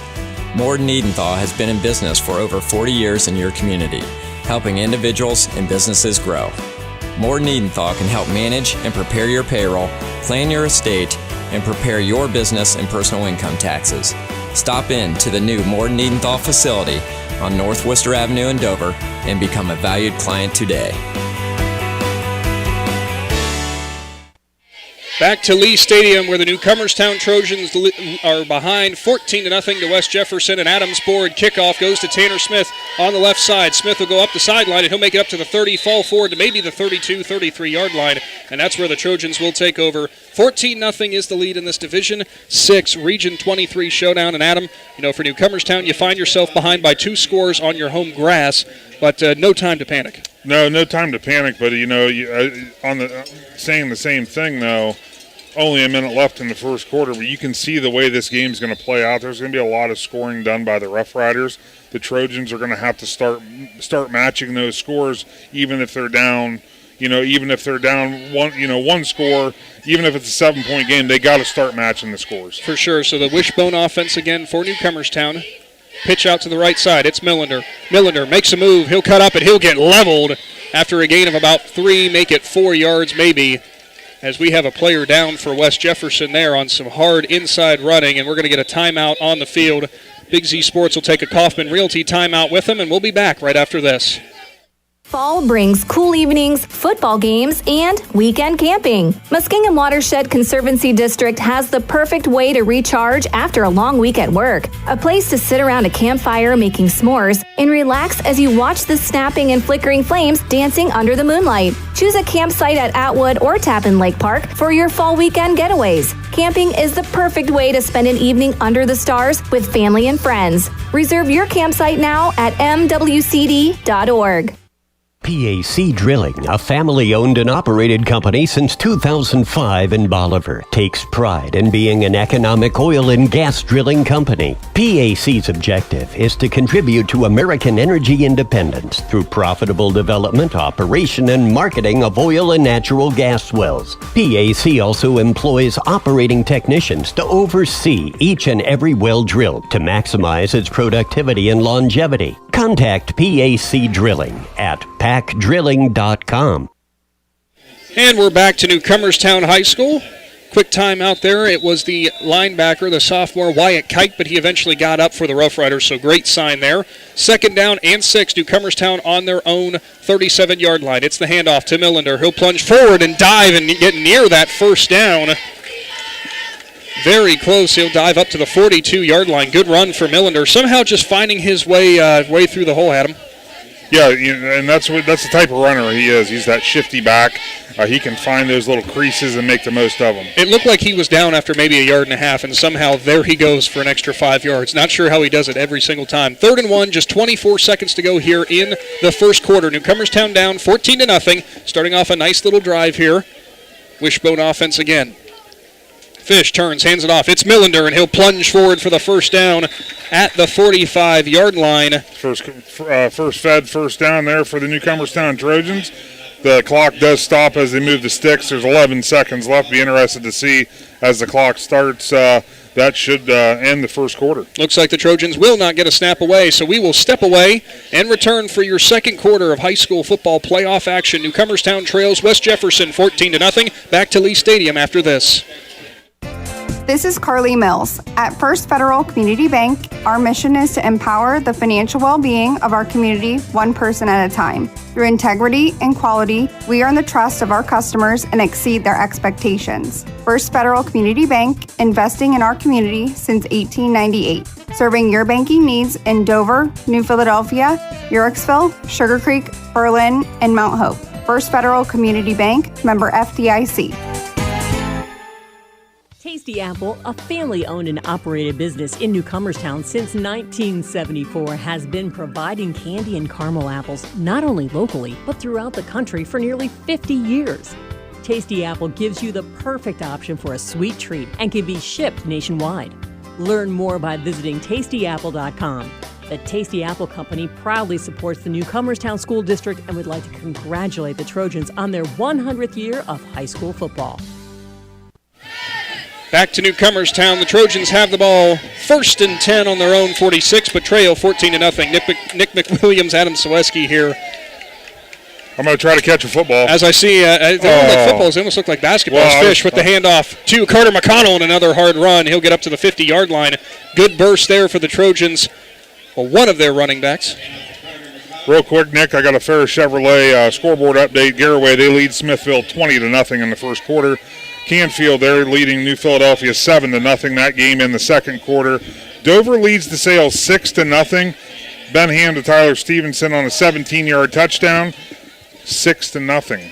And was it another extra point? We'll get back to that. Looky there. Newcomerstown now with the ball. 2nd and 5. Hand goes off to McConnell, who's running over people again. Carter McConnell grinds it forward to the 46-yard line of West Jefferson. And I tell you what, Adam, we talked about the physicality of the Trojans. Boy, can McConnell run hard, but you have the rest of that scoreboard up there. The rest of the Ferris Chevrolet scoreboard. Indian Valley, they lead Philo 13-0. West Holmes, they're beating Shelby 14-0. Orville, they're over Fairless 7-6. Carrollton leads Steubenville 6-0 in the first quarter. Chase Olstrom 10-yard TD run. And Hillsdale beating Conotton Valley 14-0. No score from Berkshire and the Ridgewood Generals. Fish hands off to McConnell, and I think he might have just enough, Adam, for a First Federal Community Bank first down. It's going to be a close one as we got another score update here. Ridgewood, no score so far in their playoff game. Yeah. I can't remember who they were playing. Berkshire. That was the last one. And then one more score, Malvern, they lead Dawson Bryant 21-8. KJ Waffler, 80-yard kickoff return for a touchdown. And I think it's Drake Hutchinson, block punt return for a touchdown. Is that all? So it's all on, so far, special teams and defense showing up. Looky there. So the referees here did call it a first down at the 44 now of West Jefferson. Newcomerstown trying to keep this drive going. Inside handoff, Brandon Weber. He's still pushing forward, but he'll ultimately go down Give him 3 yards on that one, pushes it up to the 42. It's going to be 2nd down and 7 on the West Jefferson 42-yard line. More tough running, Adam. Exactly what we expected out of the Trojans. Yeah, like I said, even now, a clock-sustaining drive here, get into the end zone, make it a one-score game. That's all the Trojans need to do right now. Still plenty of time left. Well, 10 minutes before the half here, trailing by 2 scores does not mean that this game is over by any means. A lot of football left to play. Fish in the wishbone, turns around, hands it off. McConnell off the right side, and the ball came out. Ball's on the ground. And it looks like West Jefferson might have it. As we're going to sift through the pile here, McConnell dove in there trying to grab it, and it's Rough Rider ball. Off the right side, McConnell got hit low and couldn't quite hang on to it. Yeah, that's not what the doctor ordered for the Trojans right there. You can't, they were starting to get the first down, starting to move the ball. The last thing you want is the ball to hit the ground and get that turnover. So now it's all on the defense now. You don't want to get a 3-score game. Do not want a 3-score game at all. Defense will come back out for the Trojans. Ball on the West Jefferson 39. As Carter McConnell couldn't quite handle it off the right side. Give credit to the Rough Rider defense. They're on offense now, 5 wide. Bichler back to pass. It's a wide receiver screen. And he'll step around the defense, push forward, and maybe get back to the line of scrimmage. That time around, it was big number 9, Tanner Sawyer, the running back. No room there. Good swarming defense by Newcomerstown. Yeah, and that's what they're going to. The defense is going to have to step up this possession for the Trojans. You can't let the Rough Riders get on the board again. Jake Fitzpatrick for West Jefferson forced that fumble. Take that back, Ethan Hostetler, I should say. Luke Taylor is the one who picks it up for the Rough Riders, who are in business again, up 14-0, 9:45 to go here on their own 39. 2nd and 10, in motion. Bichler, he'll go with a slant route, and he'll find his wide receiver on the left side. And the ball came out, and they're going to call it down by contact. Rightly so, probably. Bichler slung it to the left side, and that was a great, beautiful, it's almost like a slant and a post route at the same time. Do believe that was Jesse Harper who hauled that one in. Yeah, it looked like the Trojans. It looks like they're just playing off the receivers a little bit. It's almost like it's kind of pitch and catch right now for the Rough Riders. Off the receivers and man-to-man, and we're going to get an official's timeout here as it's Spencer Ebersbach who jogs off the field, and I think we have a busted helmet situation. Oh, nope, it looks like maybe he lost a contact or something. No, he's actually, must be a little blood on the uniform somewhere. So you see the athletic trainer there getting him ready to go. So 1st and 10 on the Newcomerstown 41. Big play for West Jefferson there on a nice completion. Bisher hands off. It's a run up the middle off the right side, cutting around and back up to the 27-yard line. Big run that time for Tanner Sawyer. Boy, it looks like it was the parting of the sea there. The Rough Rider offensive line, they're having their way right now. And that's the game's being won up front. It is being won up front. West Jefferson winning that battle in the trenches so far for Newcomerstown, trying to find any way they can now to respond. Trailing by 2 scores, and that costly turnover here, sometimes difficult for the defense to adjust to having come right back on the field. Formation this time, trips wide receivers up against the line on the left side for West Jefferson, 1 to the right, single running back in the shotgun with Bichler, and that time looks like we're going to get a false start there. Somebody started early on that left side, so back him up 5. Did not see who was the one who flinched, but it seemed like you had 1 or 2 guys flinching over on the left. I would say they made that call pretty quick. So takes it back to the Newcomerstown 34, 1st and 5. 8:48 to go in the first half. West Jefferson leads 14-0. Pair of touchdown passes for their quarterback, Austin Bichler, has been all of our scoring so far in this one. Some good pocket poise out of the Rough Riders quarterback as he'll line up in the pistol formation again. 1 wide receiver on his right. Running back behind him, Bichler, back to pass, steps up, heaves it down the right side, and he's got his man out there, and it is... Oh, a bobble, and he caught that. Caught for the touchdown on the right side. West Jefferson capitalizes on just a little bit of open space and somehow hauled it in. Touchdown Rough Riders, they lead 20-0. It looked like he had possession of the ball in the air, but then when he came down, it bounced off of his chest, went up back in the air, and it landed right in his lap. What a catch. What is that they say? Sometimes you'd rather be lucky than good. It's Mason Book on the right side who hauls it in. Book the 6'2 junior, gives West Jefferson the 3-touchdown lead. On for the extra point is Ben Ryan. So he'll line up here. Already nailed 2 of these. Ryan has the kick up, and it is good on the right side of the goalpost. 21-0, the West Jefferson lead. Newcomerstown has the ball again. Big Z Sports is back after this. How does a new career in an extremely high-demand field sound to you? Well, the former Crane Carrier Company in New Philadelphia is now Battle Motors. Battle Motors is expanding rapidly for their all-new heavy-duty electric truck production. Battle Motors has immediate openings for assemblers, electrical technicians, painters, blasters, as well as numerous engineering and design positions. If you're interested in a great career opportunity, apply online at battlemotors.com/careers.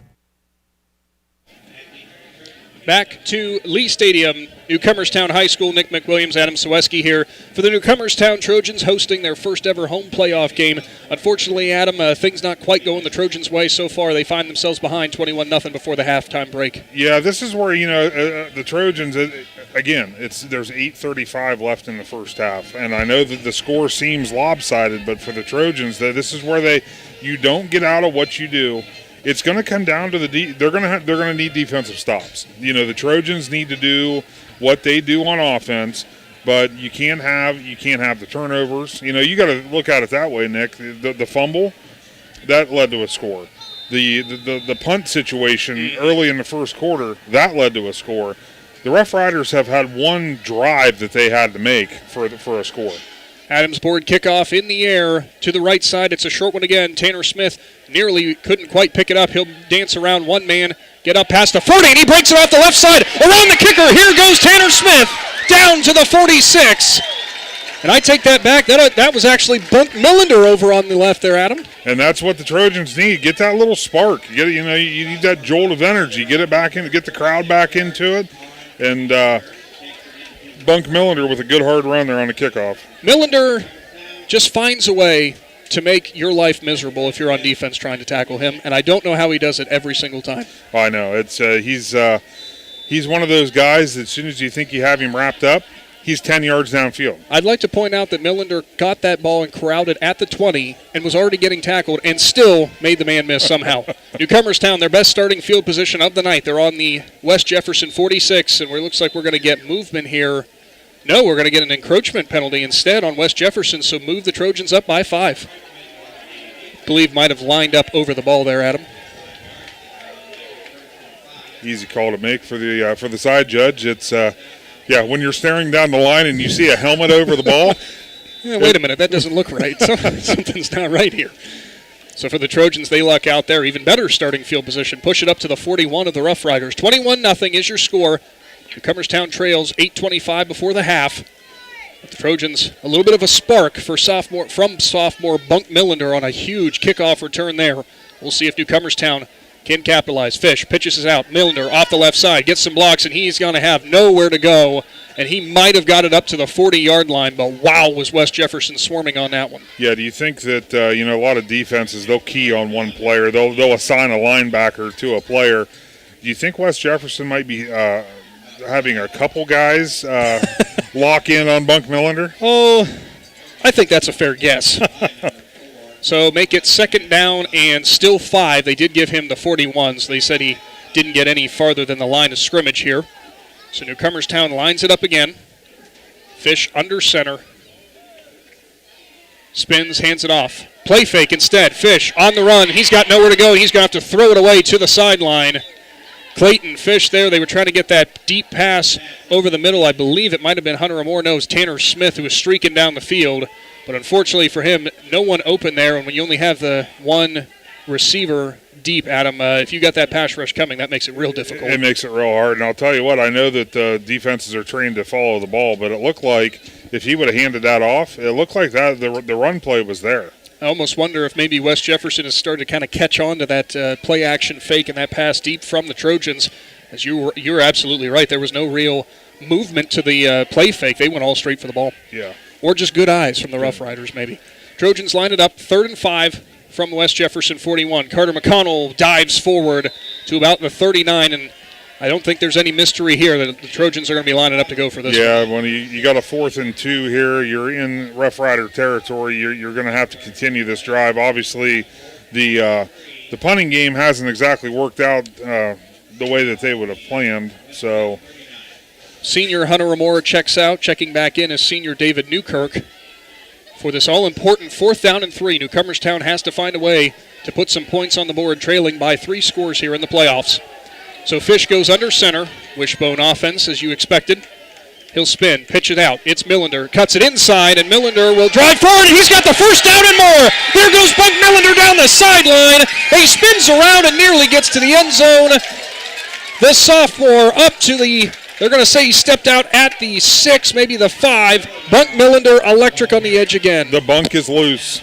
The bunk is loose. Yeah, it looks like they're going to spot it at the 5-yard line. So the Newcomerstown Trojans have reached the Jeff Wallach LLC red zone for the first time tonight, looking to get that first score on the board. I might have got a little too excited there. I apologize for that. That's all right. On the 5-yard line, you did mention in the red zone now, Jeff Wallach LLC red zone. It's the Wishbone again. On the right side, Watson Elder. Handoff to Millender. He'll try to dive forward at the 4. Couldn't get farther than that. You saw Hunter Ramore, kind of that chip block on the left side at him, sent his defender on the ground. Almost wonder if Millender could have cut it even farther outside. He might have went. He very well could have. So 2nd and 4, 2nd and goal from the 4, I should say. Trojans with their best opportunity thus far to find the end zone, trailing 21-0. Under 7 minutes to go before halftime. They break the huddle. Tanner Smith lines up on the right side now. It looks like West Jefferson calling something out here on defense. Might see something. Fish will pitch it out. Millender, he'll cut it up to the inside, and he's going to lose yardage on that one. They had that one read from the very beginning. You saw what the Rough Riders signaling it out on defense. They knew that pitch was coming. Yeah, when you got 9-10 guys in the box and you're running it to the short side of the field, it makes it very, very difficult. Bunk was able to slide through the first 2 tacklers, but when you have 5 more waiting for you, it's hard to gain yardage. Makes it very, very difficult. So 3rd down and goal from the 6-yard line. You'd almost have to imagine the way this game's gone, Adam, and the way the Trojan situation is, this would be 4-down territory. Absolutely. It was there.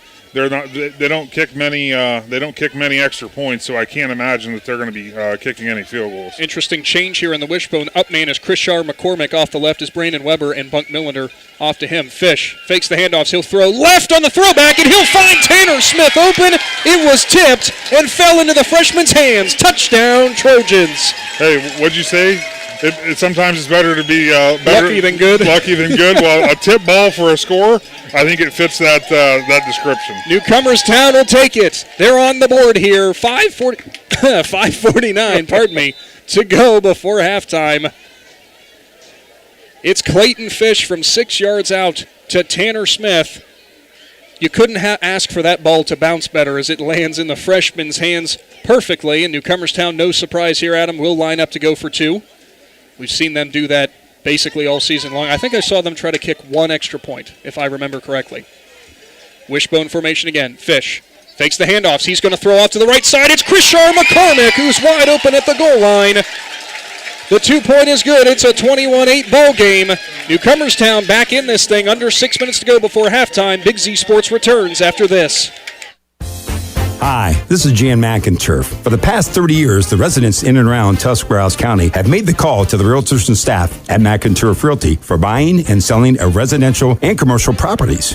We truly live in a great community, and in all of these communities, there is nothing better than high school football. For myself and all the agents and staff at McInturf Realty, we would like to wish all the area athletes good luck this season. And make the call to McInturf Realty at 330-364-SOLD. Make your dream home a reality with Designer Stone Company in Port Washington. They offer granite and quartz countertops, custom made to fit your home. Explore Designer's showroom to discover the possibilities for your new kitchen or bath. The Designer Stone Company is on Facebook and conveniently located on State Route 36 in Port Washington.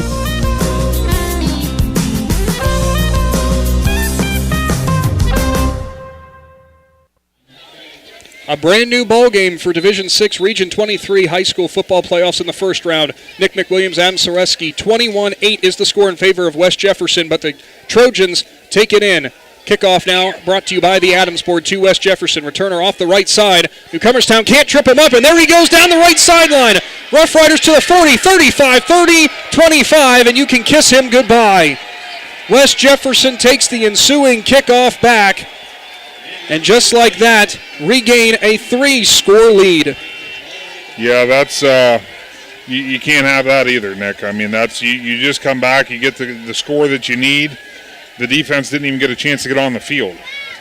Deflating moment there for the Trojans' return team, or return defense team, I should say, as West Jefferson recaptures looking to recapture a 20-point lead. They now are up 27-28, and some confusion on the extra point for the defense here for Newcomerstown as you get the big guys trying to trot on here. Yeah, a little confusing since it came off of a kickoff. Yeah. It'll be Ben Ryan who lines up again for the Rough Riders for the extra point. Ball is down, kick is up, and it is good. And Adam will actually keep it right here considering how fast that score actually went. Any chance you got a quick scoreboard? I do. Scores yeah, updates? Another Ferris Chevrolet scoreboard update. Garaway, they lead Smithville 34-0. New Philadelphia, they lead Canfield 10-7. Nathaniel Demuth with a 48-yard field goal. Ooh. Keaton Fossil with a 4-yard touchdown pass to Connor Tetzloff. Dover, they still lead DeSales 6-0. That game is at the half. Indian Valley, Indian Valley leads Philo 13-0. West Holmes all over Shelby 35-0. Orville leads Fairless 15-12. That game's tight. It was 7-6 and now it's 15-12. Steubenville, they lead Carrollton 7-6. Another tight game. Hillsdale, they lead Conotton Valley 14-0. No score Ridgewood and Berkshire. And Malvern, they lead Dawson Bryant 21-14. So a lot of tight games around for our high school football playoff coverage. Thank you for that Ferris Chevrolet scoreboard update as we prepare for another Adams board kickoff here. And Adam, for Newcomerstown, it's going to be deflating to find yourself behind by 20 after having a really spirited drive there thanks to Bunk Millender. And Mason Book is the man for the Rough Riders who returns at 80 yards for the score. That kickoff going over the head of Millender. It's going to roll back to about the 3-yard line, and he'll have to pick it up way deep. Millender cuts left towards the sideline. Now tries to cut it back right, and he put the ball on the ground. West Jefferson says they have it. And no, they're going to say that whoever fell back on it for the Trojans really bailed him out there. Looks like it's going to be number 26, Blake Newkirk, the senior, who falls on it for the Trojans, and thank goodness he did. Yeah, that avoided a complete disaster. You can't lay it back down on the ground after a kickoff return for a touchdown. So to reset here, 28-8, 5.5 to go before halftime. Trojans pushed all the way back to their own 10-yard line there. Basically, the Trojans, they got 5.5 minutes to get another, they got to answer that score. And with them always going for 2, if they can get 8 for every 7, it makes it, it makes that clawing back much easier. Sometimes it's hard to always determine exactly how you want to say it, I know. It is. It's very hard. It's handoff by Fish up the middle there. Do believe it was McConnell who had it. And he'll go down at about the 14-yard line. And it looks like we have a timeout on the field. Yeah, West Jefferson timeout. West Jefferson timeout, and didn't get that out quick, so we'll stay right here again, Adam. But interesting to take the timeout. Looks like the Rough Riders really want to try to put this one away early. They know they've got the Trojans pinned back deep, and after a short run on first down, they think, hey, you know what? We hold them after the next 2 plays. We got another chance to score. Yeah, absolutely. It could actually be a short field as well. So this quick timeout here. Take a look and see if any other scores have changed. Indian Valley, they lead now 20-0. Colton Thomas with a touchdown run and a touchdown pass. So I would assume that means Sam Carter not playing for the Braves tonight. Yeah, not playing. Something else that's kind of interesting, Adam, that I definitely want to pay attention to from this game is that, we've seen Newcomerstown actually have a couple plays where they really had some good success so far, but it seems like on the defensive side, not necessarily where we thought that would happen, that the Trojans are really struggling, and West Jefferson seems to be taking advantage of every mistake. Yeah, they've picked up on where the weaknesses are, at least what they see in the Trojan defense, and they just keep attacking those same areas. A lot of it in the passing game. So 2nd and 7, and we're going to get a flag here, and we see the side judge pointing down, and it looks like some anger from head coach Sean Bisher. So I'm going to get another encroachment penalty there. They're lining up over the center. Yeah, that's odd that that's 2 of them that they've had. So now make it 2nd down and 2 from the 19 for Newcomerstown. Looks like we have a player who's trying to get his getting his cleat fixed by the referee. Look at that! Never seen that happen before. Officials doing what it takes to keep the game moving. That was Krishar McCormick having the back judge help him out there, yeah, or the head referee, I should say. So 2nd and 2, ball on the 19. Handoff goes off to, I believe that was Millender up the middle. And he looked like he tried to fall forward for the first. And we've got West Jefferson pointing again, trying to say that they got the ball, but instead, no, down by contact. It looks like they're just short of that first down, the yard to gain, so it's going to bring up a very short 3rd and 1. 3rd and 1 situation for Newcomerstown so far in this one, when the Trojans have been faced with a 3rd down scenario, converting at a 4 for 8 clip. Got 50% of their 3rd downs converted, and we have another timeout for West Jefferson. I thought they were going to get a measurement. I was calling for a measurement, yeah. So we'll see just how close Millender got it. So far, by far and away, the Trojans running back has been their primary offense thus far, but Newcomerstown still coming out swinging. Clayton Fish has went back to pass a few more times than I would have expected in the first half, and he's connected on a few, but for the most part has struggled to find his receivers. And here comes the measurement. I do believe he's probably got it, considering, and no, they're going to say short by, what would you call that, like maybe the width of your foot? I would say maybe the football. Maybe the football. Yeah. I think less than that even. So 3rd down in inches will be your situation. Under 5 to go now. Newcomerstown has the ball. It says on their own 20, but it's more like 20 in a yard, or 20 in a foot, maybe. They'll line up again in that powerful wishbone offense, trying to grind out some more yards and get an all-important first down here. Important thing, too, for West Jefferson after taking that one timeout, Adam. You kind of wish that you could have got them to burn a couple more if you get a first down here. So even if you don't get a sustained drive, you don't have to worry about them being able to stop the clock so easily. Yeah, absolutely. But, the Trojans, the playbook should be wide open here for a 3rd and 1 to get that first down to continue this drive. Beautiful night from Lee Stadium, and you can tell it's the perfect time for football because you can smell the campfires in the air from somewhere. You can actually see the haze of the smoke. 3rd down and 1. Fish under center, turns around, hands it off. It's Millender who busts through, and he goes down hard at the 26, make it 27, maybe even 28-yard line. Millender got slung down there, but again, that burst through the hole pays off big for the Trojans. Yeah, it looked like it was one of those plays that was stopped, but then all of a sudden you see Bunk come out of the line and able to pick up about 7 or 8 yards. For anybody who doesn't know about him, listed at 5'8" and $150, I got to meet him for when we gave off our Pizza Parlor 5 Hats Off Awards. And he's listed at that. I don't believe he is that. He's a little bit stouter kid than that. And I'm 6'1", and he was close to my height, I swear. Fish under center again. He'll pitch it out. It's Millender off the right side. Good block by Ebersbach on the right. But he'll get dropped at about the 29, maybe the 28. So you could probably give Millender a yard there, but good defense and a timeout again by the Rough Riders. We'll take a 30-second timeout with them. Big Z Sports back after this. Based on a foundation of trust and integrity, Jeff Wallach LLC is a family-owned and operated company proudly serving the greater Northeast Ohio and surrounding communities with experience in residential and commercial projects. The pursuit of quality workmanship and commitment to superior customer service has positioned Jeff Wallach LLC as a respected installer of seamless siding, spouting, and replacement windows and doors for more than 25 years. Turn your vision into a reality by visiting jeffwallachllc.com. Back to the beautiful Newcomerstown, Ohio for some high school football playoff action. Adam Ciereszewski, you've got another scoreboard up there. Yeah, a couple scores have changed. Canfield, they're back on top of New Philadelphia, 14-10. That game is at the half. I'm trying to see which ones have changed since the last time we looked. Malvern, they're still on top of Dawson Bryant, 21-20. That game tightening up. No update from Ridgewood and Berkshire. Hillsdale, they lead Connaughton Valley 14-0 still. Steubenville and Carrollton, tight game, 7-6. That game in the second quarter, Steubenville leads that. That's a quick look at the Ferris Chevrolet scoreboard. I'm impressed by the Warriors thus far in that one.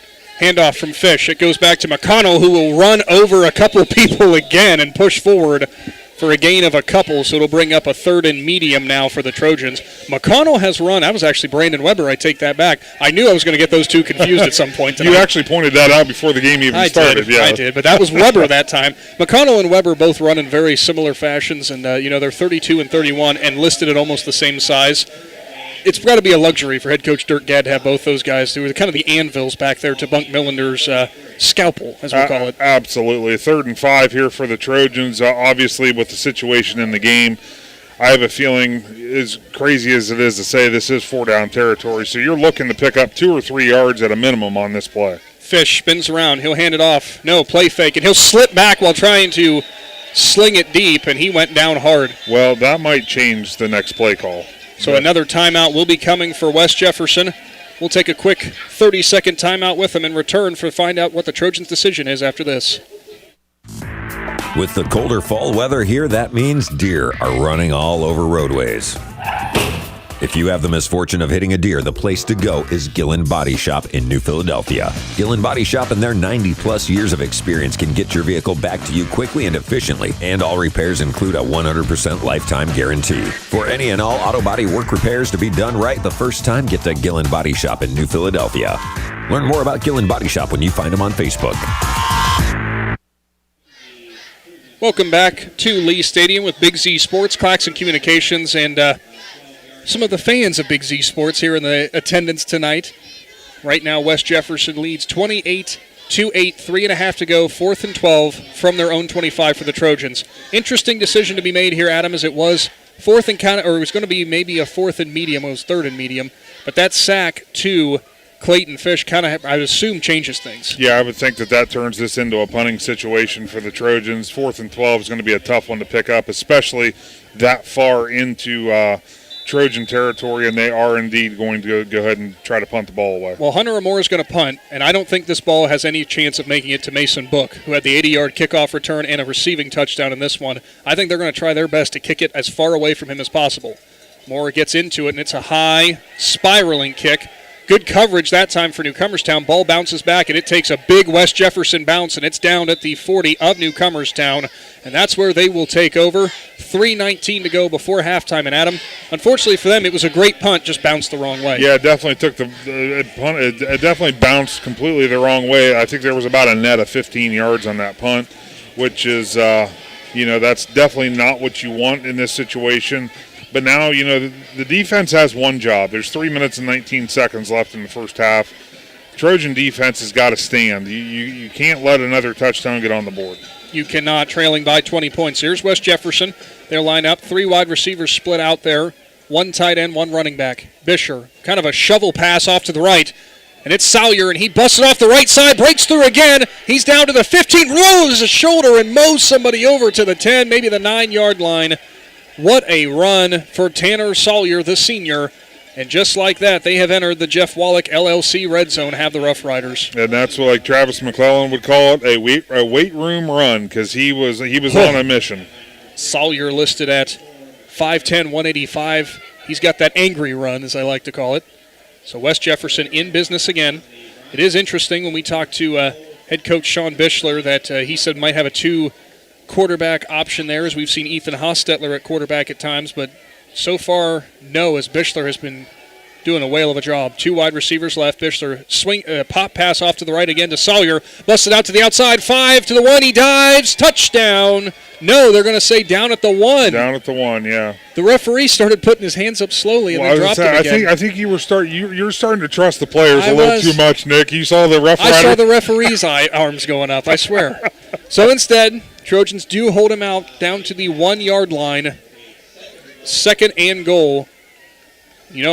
Adam, I'd have to imagine here the situation for Newcomerstown, you send the house up the middle, and if you get burn on the edges, you live with it. Yeah, because you have to do your best to get a loss on this play and back the Rough Riders up a little bit, but they're definitely on the doorstep of another score. Bischler under center, and it's going to be a quarterback sneak. He'll drive forward, and that time will find his way in. Touchdown, Rough Riders.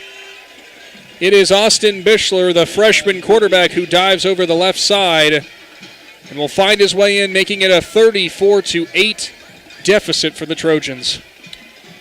Yeah, the Rough Rider offense, it's clicking. It truly is. It's the Trojans they're having trouble right now trying to stop everything that they're doing. And that drive only took minute and a half? Roughly a minute and a half. I believe it might have started about 4 minutes, so you're probably right. Ben Ryan on for the extra point again. Kick is up, and it goes right through at Lee Stadium. 35-8 is the lead for West Jefferson. Big Z Sports returns to round out the first half after this. The Lehigh Inslee Insurance Agency is proud to be a part of this high school sports broadcast. We support the student athletes on the team and the students in all extracurricular activities. Hi, I'm Todd Inslee. In fact, your good student may qualify for discounted auto insurance rates from companies like Encova Insurance.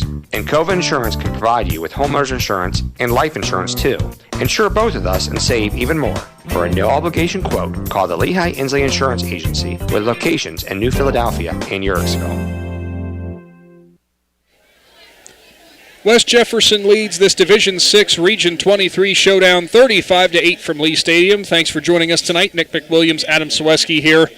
In a game where Newcomerstown has been trying their best, Adam, but unfortunately West Jefferson seems to be a step ahead. Yeah, they really do. They look a step faster. They look a little bit stronger, and it's one of those programs, West Jefferson. As we read up on them coming into tonight's game.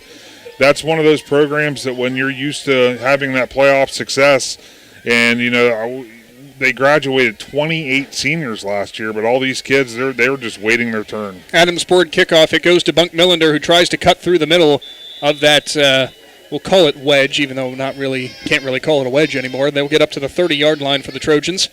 Good return by Millender after his last electrifying one. We thought was maybe really going to kickstart this Newcomerstown team, did lead to that touchdown, but unfortunately for them, outside of Millender, it's been tough sledding. Carter McConnell with a few good runs, though. Yeah, absolutely. And, again, there's 2.5 minutes left in the first half. Again, I'll go back to the same thing I said last time. The Trojans get a score, you have a 3-score game, and then you go into the locker room and you make some adjustments to defense, and you start chipping away in the second half. There's that wishbone offense again. Fish under center. Fakes the handoff on the right, and he'll go left instead. Some hard running off that left side. And, boy, who was blocking down the field there? Believe it might have been Spencer. No, take that back. Landon Castile, maybe Logan Metz. But somebody bulldozed over there on the left side. So good pickup on first down of 4. Makes it a 2nd and 6. No surprise there, of course. You might have heard Bunk Millender on the carry. We've been calling his name a lot. His 12th carry of the first half to this point. 35-8, 2 minutes remaining. Ball is on Newcomerstown's own 35, trying to build some momentum, maybe find a way to score here. And remember, Adam, West Jefferson does receive that second half kickoff. Fish will hand it off. McConnell up the middle. Not much there. Maybe got back to the line of scrimmage. Maybe give him one. As that time it was actually Brandon Weber. Again, I got that messed up. Another scoreboard update for some of our area teams, Adam? Yeah, I got a Dino Pergolini and Sons equipment scoreboard update. A couple games that have changed. Malvern, they now lead Dawson Bryant 28-20 in a high-scoring affair. Ridgewood, they lead Berkshire 7-0. Hillsdale all over Conotton Valley 41-0. Steubenville, they are ahead of Carrollton 13-6 at the half. That's a one-score game. Orville still leads Fairlift 15-12. West Holmes 35, Shelby nothing.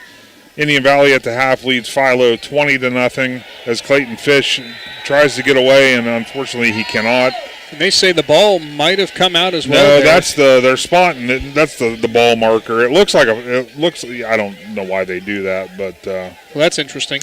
Just where he thought his knee went down initially? Yeah, maybe? I guess is where he probably gave up or whatever. So Fish slung down hard for another sack. 40 seconds to go before halftime.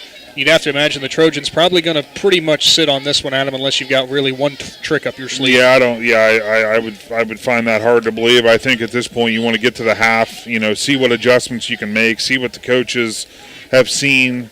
Looks like Coach Gadd going to call a timeout right as the play clock gets down to 0.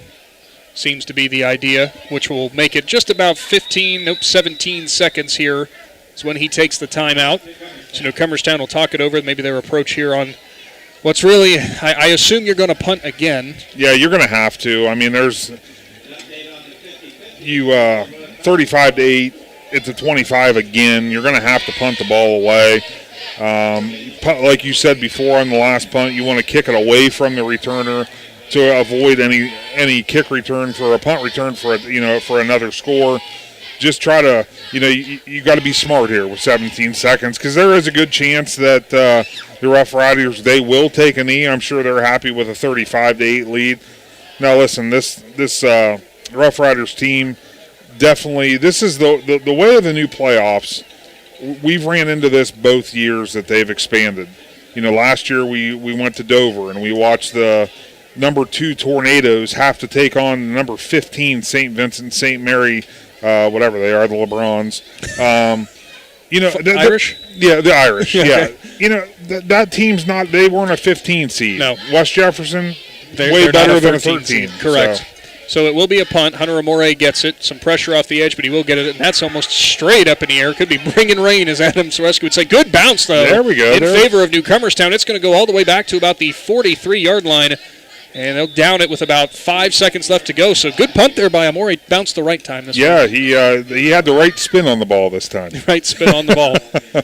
That one was punted almost, it was about 15 or 20 yards deep and kind of straight up in the air, but just got that tip of the ball just to hit right and spin it over. I always envy good punters. I can't punt. No. I always thought I could. What's funny is years ago, when I was a kid, I did well to punt, pass, and kick. And the one year I played football, I'm like, I can be the punter. Every time they would, okay, go ahead and try again. I'd shank it about 10 yards to the right. I'm like, I promise I can punt better than this. So 35-8 is the lead. Just 5 seconds to go here. We'll see what the Rough Riders want to do, and this is the deepest we've seen the Newcomerstown defense all game long. As we'd imagine, this is a heave about as far as Bischler can throw it. And here comes the snap. Bischler fakes to the left. He'll go right, and he tried a swing pass, or a screen rather, to I think Jesse Harper, but that one came in low. Might have actually been Tanner Sawyer, given how he's run. So ball hits the grass with just 1 second to go. And you saw Bischler there just look down at the ground like, really? That's the throw that I missed. Yeah, because he was wide open, and he had plenty of space to make something happen. So here we go again, just 1 second before halftime. Reminder at halftime, we'll go over some of our stats. And we actually have a interesting feature coming up this halftime, which Adam and I will discuss here when both teams are heading to the locker room. 1 second to go, pistol formation, 2 wide receivers on either side. It'll be kind of a little curl route on the right side, and he'll cut it up to the middle of the field. He's in between the hash marks, now cuts it left. Missed tackle. Tanner Smith gets stiff-armed to the ground. Now he'll cut it back right. Finally brought down his number 2, Mason Book, who caught it all the way on the right side and probably just ran 70 yards to bring it to the 26, but that will do it and bring us into our First National Bank of Denison halftime show. 35-8 lead in favor of the Rough Riders over the Trojans. And Adam Ciereszewski and I will go ahead and send it to our first break of our First National Bank of Denison halftime report. But real quick, before we break down any stats or anything from this game, we actually got to catch up with Athletic Director Chad Elliott, talk a little bit about what it was like posting the first ever home playoff game for the Trojans, and talk a little bit about the other fall sports for Newcomerstown. Don't go anywhere. Big Z Sports will be back with more high school football playoff coverage after this. Busy schedule? Check out Benson's Heat and Eat section with a variety of entrees and sides for you to choose from. And don't forget, Monday through Friday from 4 to 6, Benson's culinary team prepares hot, made-from-scratch dinners, complete with garden salad and bread and butter. Just call ahead to order. For daily and weekly specials, visit bensonsmc.com. Follow them on Facebook or stop into the market. Benson's Market and Catering, 207 North Worcester Avenue in Dover. The Tuscarawas County dairy farmers want you to know that low-fat chocolate milk is a great choice for student athletes and hard workers. It provides the nutrition needed after practices, games, or a hard day at work, and it tastes great. Low-fat chocolate milk is packed with carbohydrates for energy, proteins to repair muscles, fluids to rehydrate, plus vitamins and minerals to help build strong bones and bodies. It's the official beverage of the Ohio High School Athletic Association. Tuscarawas County Dairy Farmers. Farms, family, food. Here we are again with the First National Bank of Denison halftime report here. Nick McWilliams being joined by Athletic Director for the Newcomerstown Trojans, Chad Elliott, doing something a little bit different now here to fill our halftime space. You know, there was such conversation and so much excitement going on related to Newcomerstown football this year. First league championship in over 2 decades. First time ever hosting a home playoff game for you guys. We know that you have had some playoff games here before, but first time you guys are in it. We just had to know, we want to talk about this, and we had to know what the excitement was around the district, maybe within the schools, and for you in the athletic department, Mr. Chad Elliott. How's everything been going, and how great has it been to see this kind of success from the Trojans? That's very exciting. Being from Newcomerstown and graduating from Newcomerstown, playing football here at Newcomerstown, it's starting to feel the way it used to feel back when Newcomerstown football and Newcomerstown sports were competitive. And it's been an exciting year, 100 years of Newcomerstown football. We had the celebration this year, the first home game against Bellsville. It's just been a really exciting year. The community's starting to get that buzz back, and it's just a really exciting time now here in Newcomerstown. It's kind of almost poetic when you sit back and really think about this, the fact that you had the 100-year celebration against Bellsville, got the win in that one big, cap off a regular season in which you guys went 8-2, really defended the home turf, home grass, I guess you could say, and a lot of things to look forward to now in the postseason. I mean, talking about postseason football for the Trojans, I mean, it's just amazing. Yes, absolutely. The kids on our football team have exceeded expectations this year. That's one thing we talked about. We knew we had a great group of kids playing football this year, but what they've done this year has been truly remarkable. The topic I wanted to talk about is not something that's a secret, especially around here with Big Z Sports. We've talked about it so many times on air between us as a staff, and that is weathering the storm. That is ensuring that you have some consistency moving forward, that it takes a long time to really build up a program. Now, we know you guys at Newcomerstown had some rough seasons, ultimately, got things turned around, had a couple more rough seasons, but now sitting at 8-2, I mean, that's one heck of a jumping off point now to try to continue this success and hopefully see maybe Newcomerstown consistently make it into the playoffs. Yes, absolutely. Coach Gadd talks to his team every year about just buying into as a team, as a program of what we do here at Newcomerstown. We are a dominant running team. We were in the past, and that's kind of what we've done this year. Is we've put the wishbone back on the map here locally. So it's been exciting.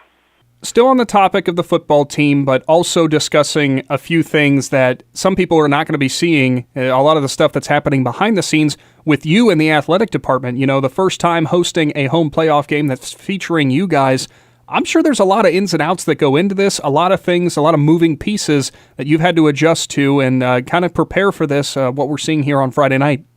Yeah, it's very, very rewarding. I sat down Monday morning in my office, and I was like, okay, here we go. It's something that's never been done here. We've been to the playoffs before, and we've hosted a playoff game as far as a neutral site, but we've never hosted a playoff game with us here playing at home. And it just really there's a lot of work that goes into this week. I'm very fortunate to have a bunch of admin and staff members that I work with that have stepped up, and as soon as we found out we were hosting a playoff game, they said, hey, please let me know what I can do to help, and that's been a lot of weight lifted off my shoulders for this week.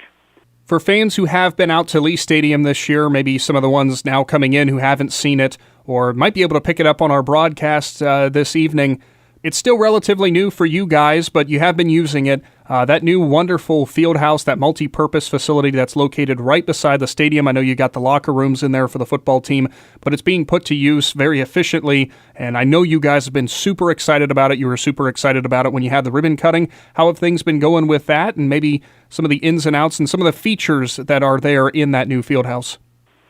Yeah, it's just the Lee Fieldhouse has been a great addition to our school. It's another nice building that we have that we can hold practices. Our football team can go in there. If the weather's too bad to practice outside, they can go do walkthroughs in there. We got nice locker rooms in that building. We're just really proud of it as a school district and as a community. With the high school football playoffs here, we know that's going to be king, especially with Newcomerstown being featured in that. It's king around this area whenever you talk about some of our local teams that are continuing on in the postseason. But what about the other sports that are going on? Fall season really winding down here for you guys, but some exciting stuff that was happening with the Trojans, some great seasons for other teams. Yeah, we just wrapped up our fall season, minus our football, our season. Our volleyball, we got our first tournament win, and we went to Shenandoah, and they unfortunately got beat at Shenandoah, but we did get a tournament win here. We hosted a tournament game. They are making improvements. Our cross country team, they did very well this year. They just finished their season at districts down at Cambridge. Our golf, we had a boys golf team. We had 3 golfers, one girl golfer, but she golfed on the boys' side, so we had a boys' golf team. That just ended not too long ago. Our cheerleaders do a great job supporting our football team. They're getting ready. They're practicing hard for their cheer competition coming up in January. A lot of the kids have moved on and have started practicing for winter for basketball. But as you know, football is this is unusual here in Newcomerstown. We're playing week 11, so. We're very excited about that. So fall season wrapping up, winter season now fast approaching. What's some of the preparation that goes into preparing and getting ready to go for a winter season, but also while simultaneously juggling these responsibilities that come with your football season still going on? Yeah, it's just I got really good coaches here at Newcomerstown, and they work with me. They help me out tremendously. They make my job really easy. This week has been a little bit different because usually after week 10, I'm really focusing gearing up on winter, but now my mind's still set, on fall football season, and so, but I still have to juggle and take time to make sure, our parent meetings are getting scheduled. We got we'll have our fall awards banquet coming up in a couple weeks. Scrimmages are going to start happening for basketball, then wrestling will start up.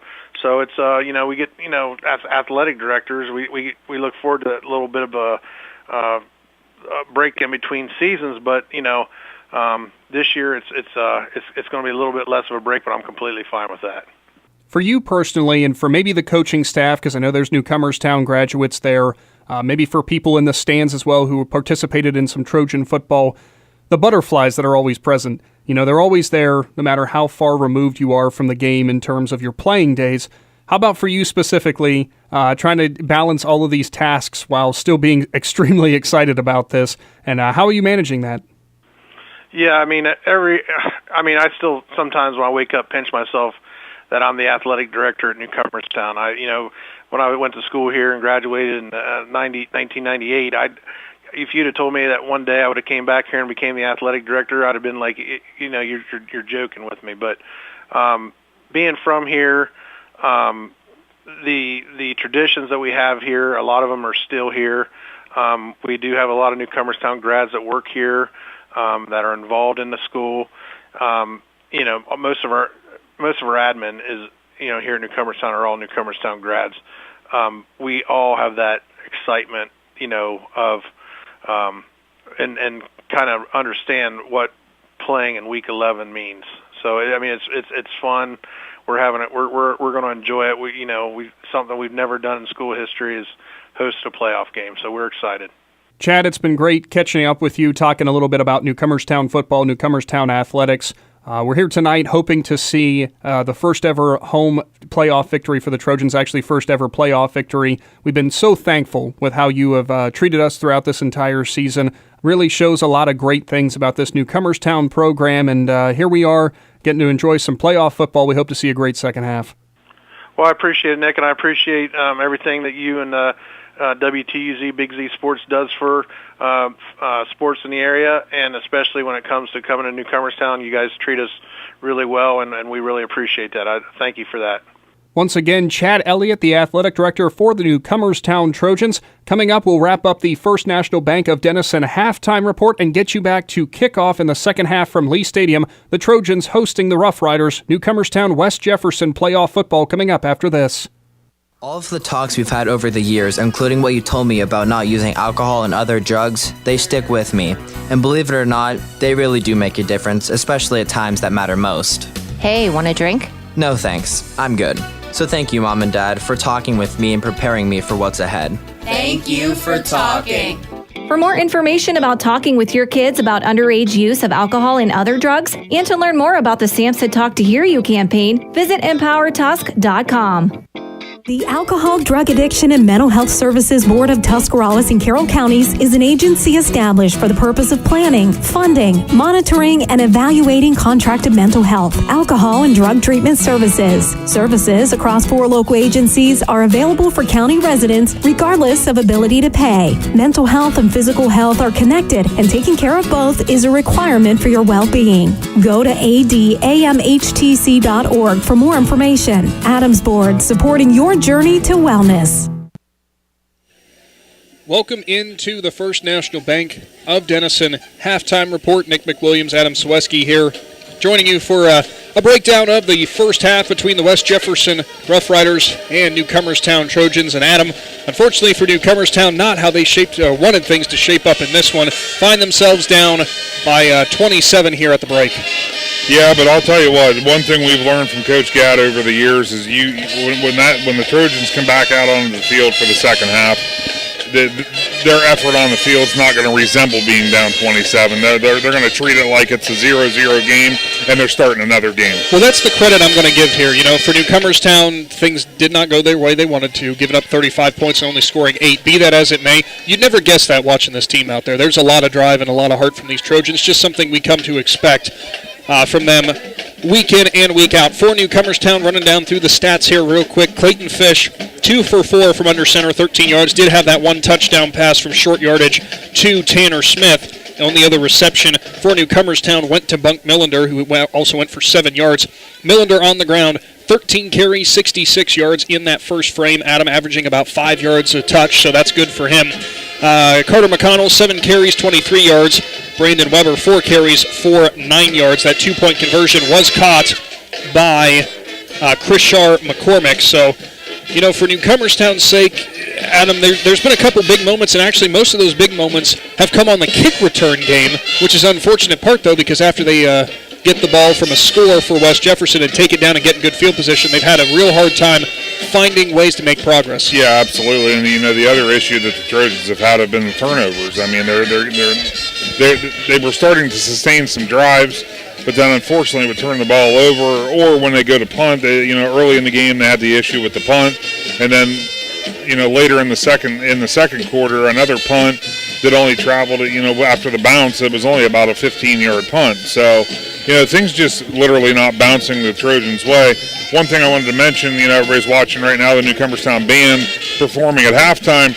I would say the majorette's probably the smartest person in the stadium right now, because the temperatures sure have fallen, and she's playing with batons that have fire. So there's got to be some heat coming off those. Well, you notice the smile she's got, like, I'm warmer than you. Yes, that's exactly what she's saying right now as she's doing her performance. Well, for Newcomerstown, looking through their stands, all the fans still hanging around here, still excited for that first ever home playoff game. The yards comparison here for Newcomerstown, 34 plays, just 93 yards, most of that coming on the ground. They have had 3 fumbles in this game, only lost one of them, but also And actually, no, I take that back, only lost one of them. For West Jefferson, meanwhile, 25 plays, 224 yards. They've only needed 7 minutes and 46 seconds to do that. For them, what a game it has been so far for their freshman quarterback, Austin Bischler. 13 for 20, 189 yards, 3 touchdowns. His favorite target has been Mason Book, who's also holding a touchdown and almost 100 yards receiving. Yeah, the offense is clicking, and I'm sure Coach Bischler is going to be happy to see that. And if things hold true that the way that they have through the first half, West Jefferson, they're going to be.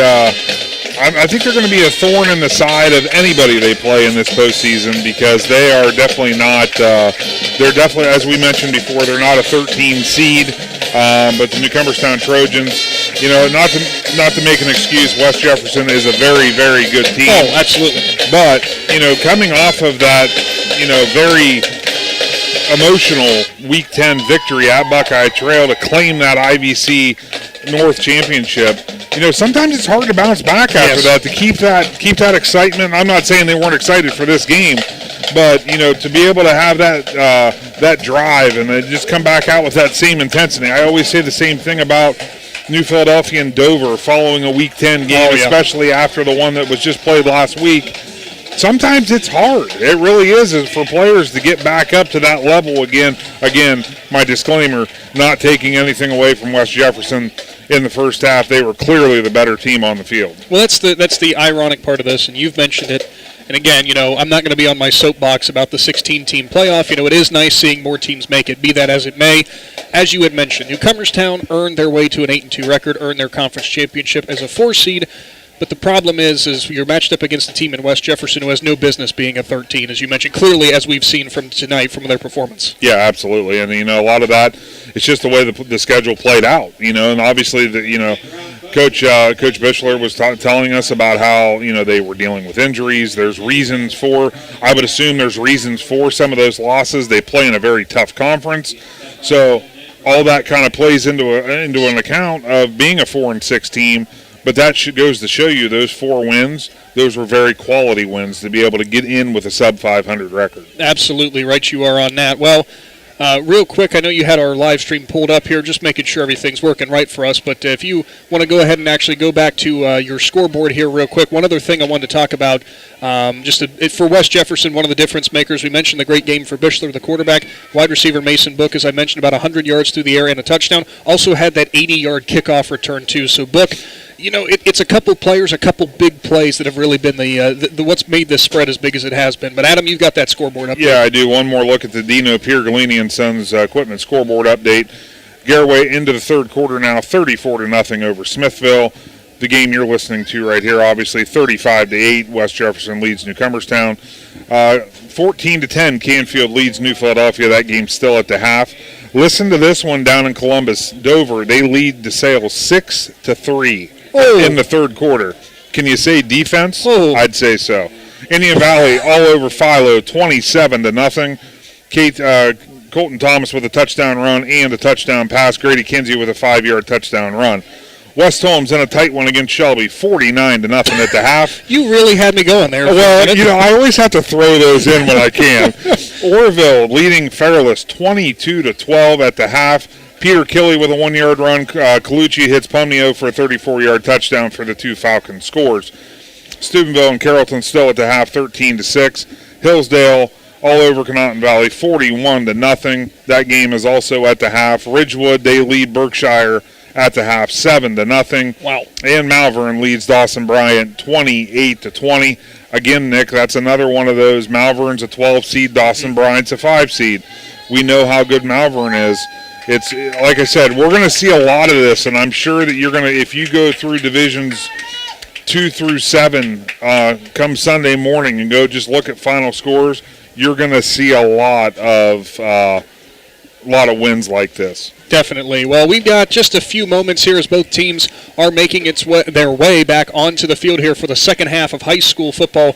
Division 6, Region 23 playoffs in the first round. Thank you so much for tuning in so far for the first half and the First National Bank of Denison halftime report. Big Z Sports back for more second half action right after this.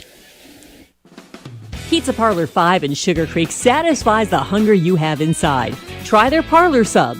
It's made to order with ham, pepperoni, lettuce, onions, tomatoes, banana peppers with a special blend of provolone cheese and Pizza Parlor's homemade Italian dressing on a fresh bun baked to perfection.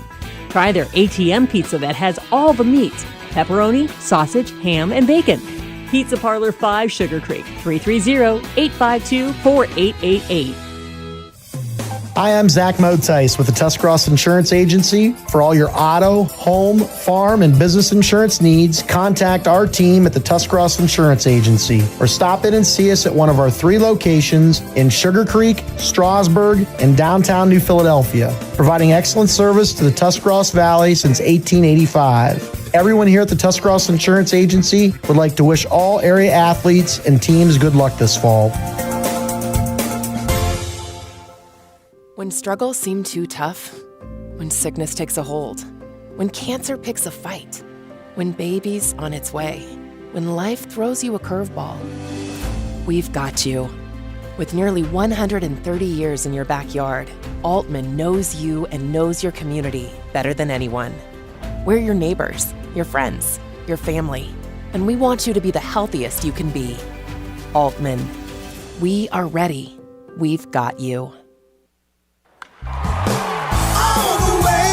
TMK, service with a personal touch. Fall is in the air. Winter is coming. Call the propane guys at TMK Valley Propane. We make sure your home is warm and cozy all winter long. Serving your local area, we bring you the best in service. Call today.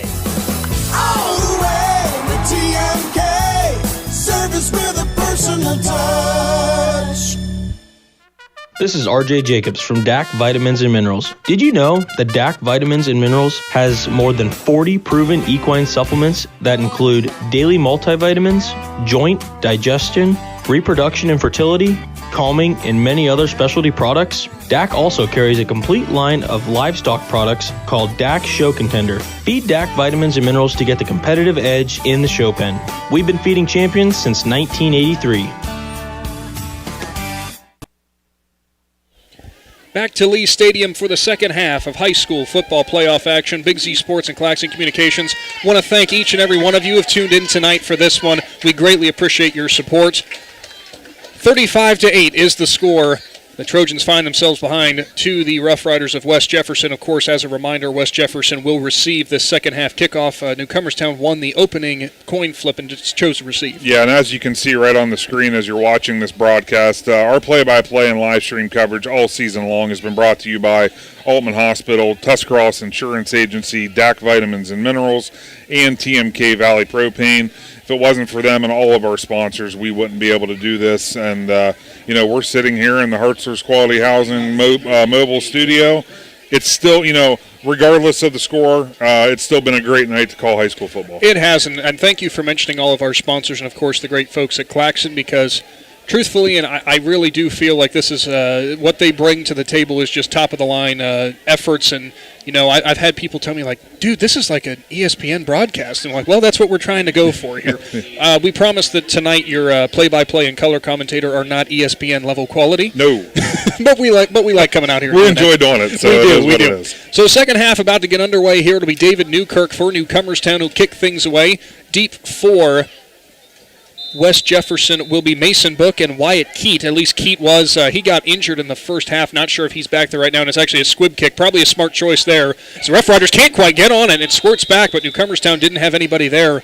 So instead, it looks like West Jefferson will start things at their own 38. Probably the right choice for the Trojans. Yeah, it really was. And Coach Gadd, I don't think he was too happy there because that ball did squirt out, and his player, the kick recovery team, or the defenders on the kickoff, they just kind of assumed that the ball was recovered, and it was still rolling down the field. So. Well, one of those teaching moments there is you see Gadd talking back and forth with some of his players and such, saying, like, guys, I understand what the score is.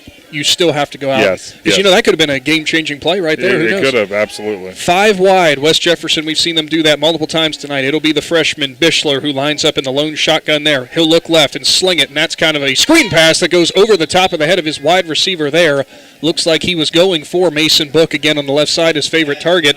When it gets cold out like this, you're playing on grass, that ball gets a little slick. Oh, absolutely, because the dew is going to start sitting on the grass as well, which is going to make it even colder. And, 2nd and 10 now for the Rough Riders, and the Trojans. Perfect scenario. They get a 3 and out, and they get the ball back right away. As we saw on the right side, it was Brandon Weber, I think, was bearing down on that receiver and Book, too. He might have got hit pretty good if he ended up hauling that in. 5 wide set again. Motion Salyer into the backfield. It'll be a pop pass over the left side. Salyer's got a lane. He's got blockers in front of him. He'll make it out to the left sideline. Down the sideline he'll go, and finally pulled down from behind. Might have been Chrisshar McCormick or David Newkirk. I couldn't see. I saw the 4 in the number as he pulled him down there. Not sure who made that tackle. It was McCormick, I think. But regardless, what a run there for Salyer, the 5'10 senior listed at 185. Got that upright running as some of the great power backs we've seen throughout the years. Yeah, I'll tell you what, and then the offensive line for the Rough Riders, they're just having their way right now, and it's and what's scary, Nick, they're all juniors except for one's a sophomore. Well, we heard in pregame from Coach Bischler about how many seniors they graduated last year from a state semifinal team. But it's kind of crazy how much still power that this team has. Fake the pop pass there. Bischler in the shotgun. He'll load it up deep, and he got hit as he threw down the left side. Good defense by David Newkirk, and no, a flag's going to come in. Oh. Referee couldn't get it out of his waistband. I saw it there, but I'm not so sure on that one, Adam. I thought Newkirk was making the good play on the ball, and, no face guarding, as Travis McClellan would say. Yeah, no, I thought that was a very good defensive play there for the Newcomerstown Trojans, because I just didn't see a whole lot of contact. No, and unfortunately, because we have our own little instant replay here on my phone. The contact, it looked like it was pretty clean, but as I said a few times last week on the sideline, we play on. We do play on because guess what? You don't have a choice. So the ball will be moved up to the 25 now of Newcomerstown. Still only about 50 seconds in here to the second half of action. 35-8 is the lead for West Jefferson. This time in that pistol formation, 1 wide receiver by their sidelines, 2 close to us, 1 tight end on the right. Bischler takes the pistol snap, and it's going to be a throwback screen there, and that one's going to get to Book, and what a tackle on the left side. David Newkirk trips up the wide receiver for West Jefferson on that screen. Great reaction, and I don't think he gained even a foot there. Well, I take that back. He gained about 2 yards. Yeah, that was a great open field tackle because that looked like it had big play potential in the making. Good tackle by Newkirk. He's been all over the field a little bit. So it does look like a little bit of an update here, something we hadn't noticed, but Daniel Adams brought our attention to. I believe he said, and actually come to think of it as we'll get to this after this play, Bischler passed deep, sailed it way long over the head of his receiver that time. I'm trying to look around here on the sideline. Yeah, it looks like we're getting a report from the sideline that Carter McConnell was out for the second half. Looks like he sustained an injury, possible maybe like a shoulder or an elbow or something like that in the first half. Well, I don't see. Yeah, I'm not seeing. Don't see number 32 on the sideline, but also it is worth pointing out that it is Chrisshar McCormick who's out there at linebacker. Yes. And it looks like Brandon Weber on this side. I can't tell who's on the far side, so we'll have to see. That's actually, I think, him right there in the black hoodie, so it does look like McConnell is on the sideline. Yeah, 3rd and 8 here for the Rough Riders. Bischler back to pass. No pass rush, but they're going to get play stopped here, and it looks like it's going to be a false start, illegal procedure again on the Rough Riders. They've had plenty of those penalties tonight. Yeah, that's going to be some coaching points for Coach Bischler, obviously. If the score holds true, looking ahead. So push them back to a 3rd and 13 from the 28. 10:27 to go here in the second half. 35-8 is your score again. It's going to be tough for Newcomerstown, as Daniel Adams points out. Carter McConnell on the sideline. McConnell was the 2nd leading rusher for Newcomerstown in that first half.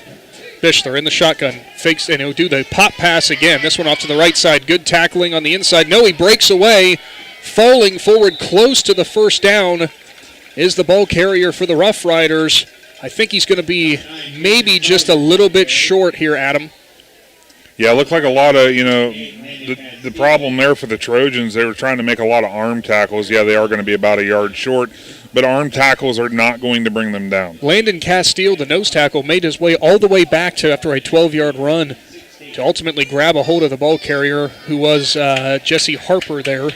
Actually, it might be Tanner Sawyer. They're 8 and 9, and they're listed at similar sizes, and it's impossible to see from here which one it is. Going for it on 4th and 1. Bischler hands it off. There's a breakthrough for Newcomerstown, and he's going down. What a play. Trojans force the turnover. That time it was Landon Castile and big number 61, Ethan Swigert, breaking through and forcing that turnover.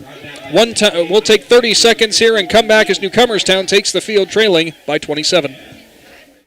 Tailgating season is here, so why not do it in style with a new car, truck, or SUV from Parkway Chrysler Dodge Jeep Ram and Dover. Choose a winning game plan when you bring your trade and ask about great financing options on any car, truck, or SUV on the lot. Joel and the Parkway CDJR team will help you shop and find the best deal for you. No hassle and no stress. Football season is the perfect time for a great deal, so pick a winner at Parkway Dodge Jeep Ram and Dover today. Your way, the right way. Visit ParkwayChryslerDodgeJeepRam.com and drive forward.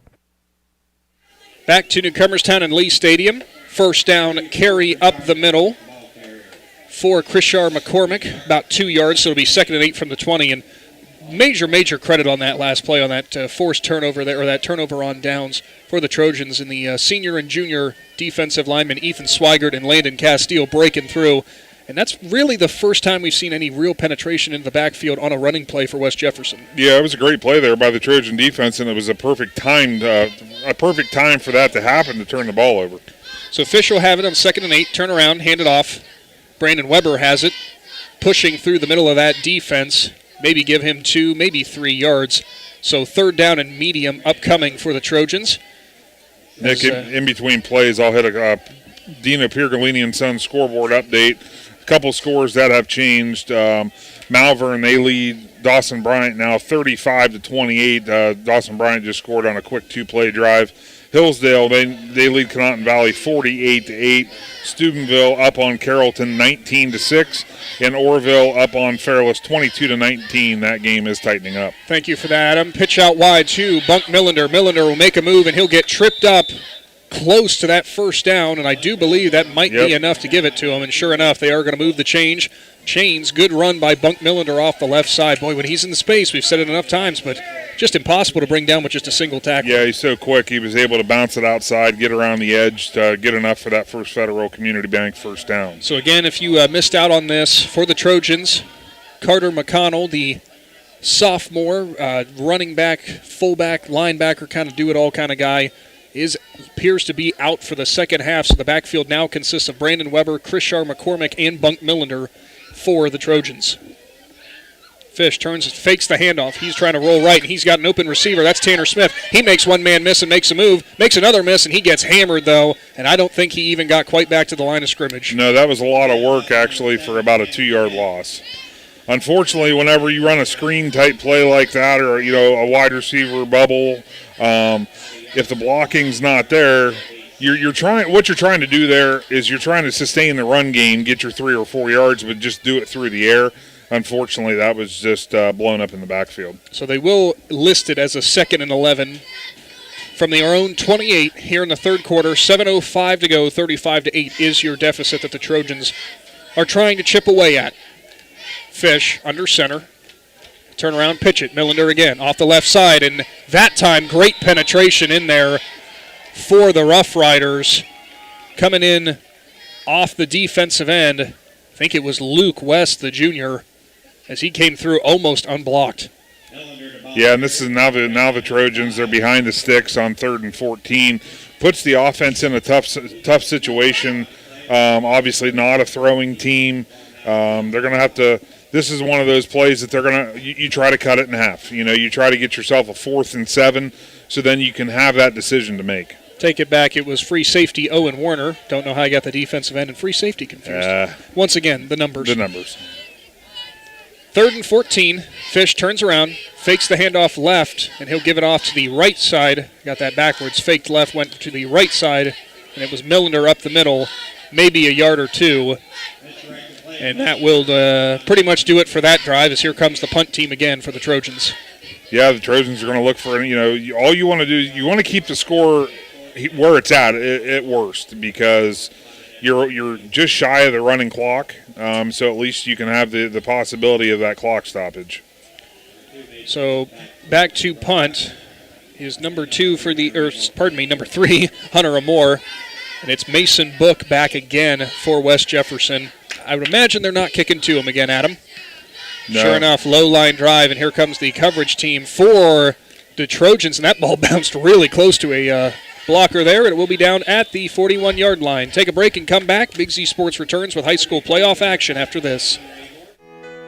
This is Jordan Hartzler. At Hartzler's Quality Housing, our goal is to help customers achieve the dream of home ownership. We have been a family-owned, affordable housing business for over 40 years. We value our customers and have the knowledge and experience to help you walk through the home buying process from start to finish. Conveniently located just off I-77 in New Philadelphia, stop by and browse their model homes or learn more by visiting Hartzlers.com.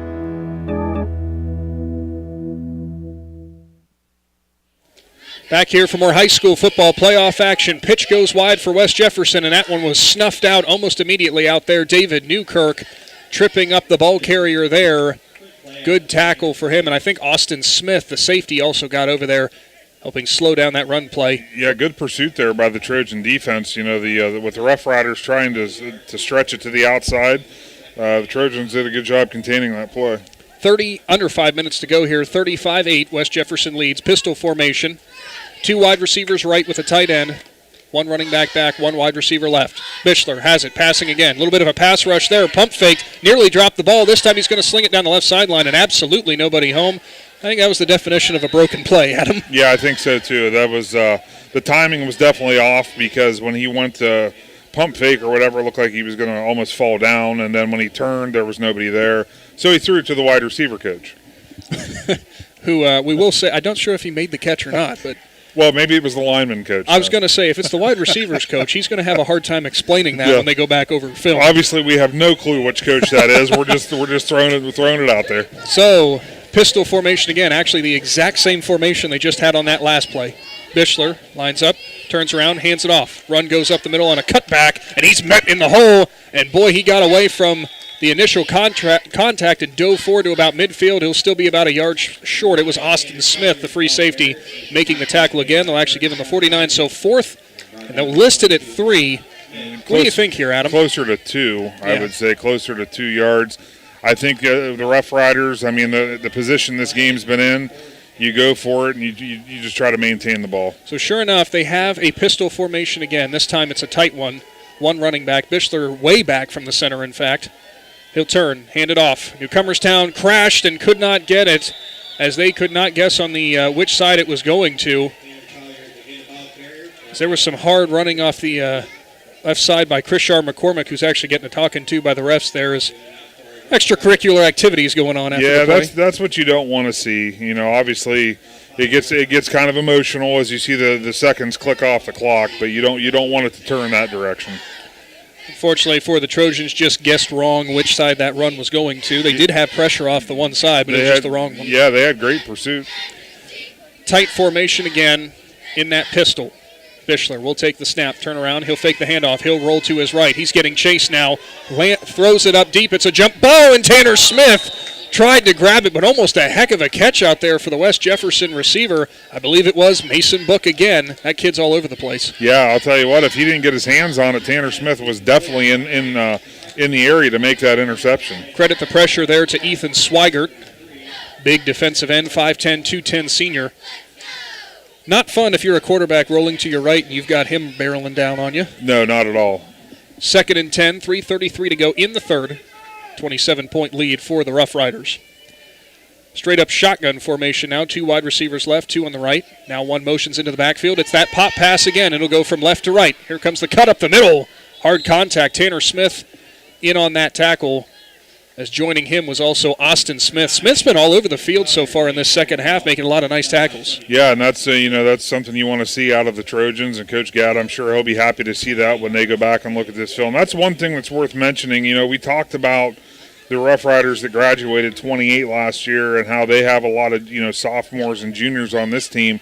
Well, so do the Trojans don't have many seniors themselves. They're a very young team. A lot of these guys, Brandon Weber's the main senior, that won't be coming back next year. Handoff goes to the right side and cut back inside for West Jefferson. Good run there. Bunk Millender in on that tackle, and I believe it was also Tanner Smith. That time running for West Jefferson The freshman running back linebacker Braxton Vance has checked into the game. You mentioned about the freshmen and sophomores there, Adam. Starting 2 freshmen on their defense, 4 sophomores. Yeah, I mean, it's over half your defense. Yeah, and I apologize for Ethan Swigert. I forgot to see that's another one of the seniors, and Hunter Moore. 3 starters on defense for the 4 starters. David Newkirk. Sorry, I'm kind of skimming as we go, but no, 4 starters out of the 11 on the field. That's those are good numbers for Coach Gadd. Well, very young offensive line too. Pressure there that time. He'll roll out of it. Bichler delivers down the right side, and what a throw there. That one going to senior Luke Taylor for the Rough Riders. And, boy, Bichler can really throw a nice ball when he's given time. Yeah, he rolled out of the pocket nice and completed that. It was a dart. For the offensive line, as we were mentioned with the Trojans being young, it's sophomore, junior, freshman, sophomore. So this offensive line you see here, unless somebody comes into camp and blows them away, the exact offensive line you're going to be seeing next year. Yeah. Good things ahead for the Trojans. Nothing to get frustrated about in this one. So, first and goal from the 3-yard line, 2:13 to go, 35-8. West Jefferson lines up in the shotgun. 2 wide receivers either side. Pop pass. Swinging around to the left side, and we're going to get a hold there. So, negate that touchdown. As I could see that hold, I think, from up here. It was Braxton Vance who rumbled into the end zone for the Rough Riders, but ultimately for naught. Yeah, you saw the flag, you saw the hold, and you saw the quarterback's reaction. So poor Vance. You put those 3 together, it's 10 yards backwards. Poor Vance, the freshman, thinking, yeah, I scored in a playoff game. Never mind. So we'll try that one again. 1st and 13 this time now. It always is an interesting dilemma here, Adam. When you're on defense and you commit the penalty, it's half the distance to the goal, so the offense only gets half the distance. But if you're on offense and mess up, you move back the full distance. Yeah. That's kind of not fair. What do you think? I've always thought about that and wondered. Yeah.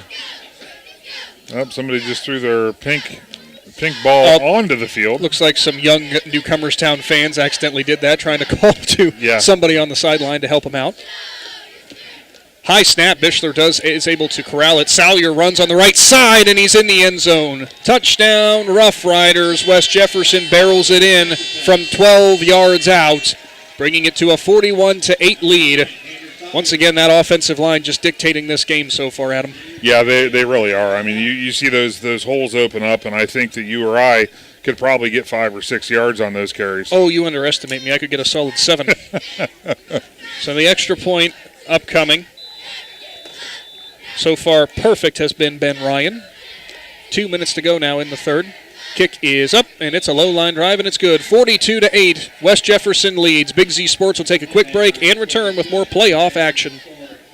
The First National Bank of Denison appreciates the hard work and dedication area athletes exhibit to be the best they can be for their team. We follow that same philosophy with our customers, working hard to build personal relationships and making our services convenient. The First National Bank of Denison's community involvement is important to us, and we love supporting our local schools. The First National Bank of Denison, with offices in Denison, Dover, Jeanette and Hutton, South Broadway, and Schunbrunn and New Philadelphia. We have our roots where others have their branches. Member FDIC, Equal Housing Lender. Hi, this is Phil with the Ford Parkway Quick Lane Service. When the vehicle that transports your team needs maintenance, you expect it to be done accurately and quickly so you can get back on the road. Don't get sidelined by your vehicle. When it comes to servicing your team's vehicle, let my all-star team at Parkway deliver you the winning combination to keep you on the road and safe for the long haul.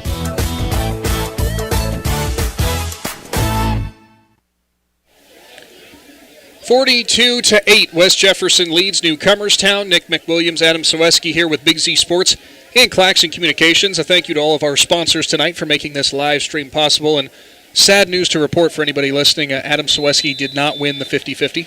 No, I think they pulled from the wrong bucket. I thought for sure I had the winner. Kickoff on the way from West Jefferson. Boy, that one went haywire. That one was shanked off the tee. So good starting field position for Newcomerstown. Adam, I don't think I've ever seen a kickoff go from the right hash to the left sideline, but only travel down the field about 20 yards. Yeah, I'm going to do a quick Dino Pergolini and Sons scoreboard update. Garraway leads Smithville 48-7. New Philadelphia, they trail Canfield 21-10. In Columbus, all tied up. DeSale 6, Dover 6. Indian Valley all over Philo 34-0. West Holmes, they're beating Shelby 49-7. Fairless now leads Oroville 26-22. What a game that's been. It's in the third quarter. Steubenville all over Carrollton now 26-6. I'd say that Reno had a nice friendly chat. At halftime. Hillsdale leads Connaughton Valley 48-8. Ridgewood, they're beating Berkshire 14-0. And Malvern, they lead Dawson Bryant 35-28. A lot of great scores there. Thank you, Adam, for that update. Newcomerstown has the ball, fake the pitch right, and they'll go left side. It's Bunk Millender, and he's going to get slung down at the line of scrimmage. Tough defense there off the left side of that defensive line. That's Jake Fitzpatrick, the 6'4", 190 senior. Looked like who grabbed a hold of Millender and slung him down. Probably one of the only runs that they've really limited Bunk to no gain. Yeah, he's found a way to get, even if it's if they know where he's going, he still finds a way to get 3 or 4 yards. Checking out of the game, Watson Elder checking back in, David Newkirk. Those two interchange quite a bit throughout the game. Under a minute to go here. Smith that time, or Fish that time, complete miscommunication about what the play was, and he thought he was going to hand it off, and there was nobody behind him, and he got dropped hard in the backfield. And we'll see if Newcomerstown even chooses to run a play here as they can just run out the quarter. I would say that they would just let it go. We'll see here as checking into the game is Hunter Amore. David Newkirk comes back out. Clock down to just 14 in the play clock at 22, so certainly looks like Newcomerstown will go ahead and tick this quarter out. Big Z Sports will be back for your fourth quarter action here between Newcomerstown and West Jefferson. Rough Riders lead 42-8. Wood Electric has been trusted with all of your electrical needs for over 30 years. They are the place to call for residential, commercial, and industrial work. Wood Electric is available 24 hours a day and ready to help with any electrical problem, outage, or installation. Wood Electric, serving Tuscarawas County and beyond since 1988. Like Wood Electric on Facebook or find them online at woodelectric.net. Tasty Apple, a family-owned and operated business in Newcomerstown since 1974, has been providing candy and caramel apples not only locally, but throughout the country for nearly 50 years. Tasty Apple gives you the perfect option for a sweet treat and can be shipped nationwide. Learn more by visiting tastyapple.com. The Tasty Apple Company proudly supports the Newcomerstown School District and would like to congratulate the Trojans on their 100th year of high school football. Planning your next vacation or home improvement project and worried about managing expenses? CSB can help with that. Setting a goal is the first step to achieving your vision, and CSB's Money Manager tool helps you get started. Whether you are recovering from Christmas spending or preparing to send kids to college, the Personal Financial Management tool helps you set goals, track your spending, and monitor your progress. Money Manager is available within CSB's online banking. Check it out today. The Commercial and Savings Bank, member FDIC. Back to Lee Stadium, and you saw Bunk Millender going to the left side, taking a hard hit there. Not sure if the ball actually came out or not. They are going to say down by contact, so stuffed well behind the line of scrimmage there. Yeah, it's going to set up about a third and an Uber ride. You're using that now? Yeah, I like it. I kind of like it. Okay, 3rd and 17. Is that better? I'm going to say a flight from the East Coast to the Midwest. That's I want to do my own thing. It's a long way. Yes. Pardon me. 4th and 17. Newcomerstown will line up to punt. You know, Adam, obviously a whole quarter to go, but ultimately for Newcomerstown, this game did not go the way that they wanted it to. Going to fall in this one as of right now, 42-8. But, you know, still a cool experience here to get to see a place host its first ever home playoff game. Real special for the Trojans and that league title, of course. Yeah, absolutely. I mean, there's a banner going to be hung somewhere at the school. It's going to be somewhere. It's going to be, and it was well-deserved. They earned every bit of that banner to be IVC North champions. And, yes, obviously this game's not going the way they want it to. But there's a lot to build from the 2022 football season. And I know Coach Gadd, I know he'll be excited when we come down here for two-a-days heading into the 2023 season. There was a delay of game. That one goes back to Hunter Amore, and he's going to actually throw it on a fake punt. Tanner Smith couldn't pull it in. It wasn't a fake punt, I should correct myself. Amore couldn't handle the snap, and I think that was a punt all the way. We'll go ahead and take a quick timeout and come back with West Jefferson having the ball. Dr. Nathan Springer is in the business of making smiles, specializing in braces and Invisalign for children and adults. Dr. Springer provides smiles that can be recognized anywhere. Just look at the winning smile on some of the players. Compliments of Dr. Nathan Springer Orthodontics. Hey, that smile of pride on the face of mom and dad might be from Dr. Springer too. Dr. Nathan Springer Orthodontics, in the business of making smiles, at 107 Ray Avenue Northeast in New Philadelphia. Back with more playoff football. West Jefferson has the ball in the shotgun. Slinging it deep is Bischler up the seam, and he couldn't quite find his wide receiver. That might have been Jesse Harper, might have been... Nope, it was number 5. It was actually Owen Warner. I'm going to apologize, by the way, to every West Jefferson fan. I promise you, I cannot see the numbers from up here. Neither can Adam Ciereszewski. No, I still say, you know what I should have done at halftime? I should have sent Chandler down with electrical tape and had him outline.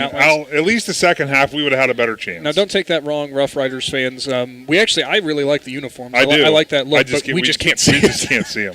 So shotgun formation again, single back, motion from right to left. It'll be that pop pass again.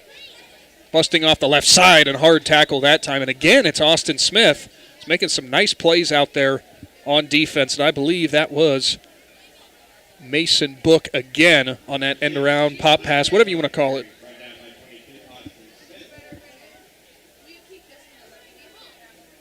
Good game so far for Mason Book. So now actually be a 3rd down and 4 here in the Jeff Wallach LLC red zone for the Rough Riders. Just 9 minutes to go now. And it's going to be that pop pass again from right to left. This time cuts it back inside, does West Jefferson up to the 1. Touchdown! That might be a fumble. As they are going to say that he broke the plane before dropping the ball. That time around, it was Luke Taylor, the senior, on that pop pass end-around thing. Newcomerstown has not been able to find an answer to it, and Taylor just got it across the goal line before ultimately dropping that ball. Truth be told, Adam, that might be a teaching moment for head coach Bischler there and say, look, man, I'm glad you scored. Don't do that. Yeah, exactly. Yeah, because that was. I mean, obviously we're 50 yards away, and it's down 30 feet from us, but it looked like it came out. Very, very close there. Extra point up and good for Ben Ryan. Take another quick timeout and return with Newcomerstown having the ball on offense. Beautiful fall colors are upon us. Unfortunately, when they fall, they can make a mess of your yard. Morgan Landscaping in Newcomerstown is offering a fall cleanup special, and by simply mentioning you heard this ad, you can save 10%. Morgan Landscaping strives to be your preferred landscaping company in the area through their creativity, attention to detail, and integrity. For your fall cleanup needs and any landscape job you've been dreaming of, give Morgan Landscaping a call today at 330-401-6871 or visit them online at morganlandscapingohio.com. Dino Pergolini & Sons Equipment Incorporated is your one-stop shop for all your equipment needs. Offering the option to buy, rent, sell, or trade equipment is what separates Dino Rents from everyone else. With pickup and delivery or even field service available in their service department, Dino Rents can handle repairs needed for any make or model. Dino Pergolini & Sons Equipment is located just past Midvale Speedway and can be found on Facebook or contacted at 330-364-8055. Also offering a location in Caddis to better serve you. Another Adams board kickoff is on the way here from Lee Stadium. It goes to Bunk Millender of Newcomerstown. He'll cut it back to the inside and lose his footing and go down at about the 27-yard line. Make that the 27-yard line. Yes, that's where Newcomerstown will take over. West Jefferson now up 49-8. Adam Ciereszewski, you've got a scoreboard for some of our area teams. I do. Auto Works Collision Center scoreboard. Garraway, it's a final 48-7 over Smithville. New Philadelphia still trails Canfield 21-10 in the fourth quarter. All tied up still in Columbus. Dover 6, DeSales 6. Indian Valley leads Philo 34-0. West Holmes, they're defeating Shelby 49-7. Fairless has turned the script. They're up 33-22 at Orrville. Steubenville all over Carrollton now 33-6.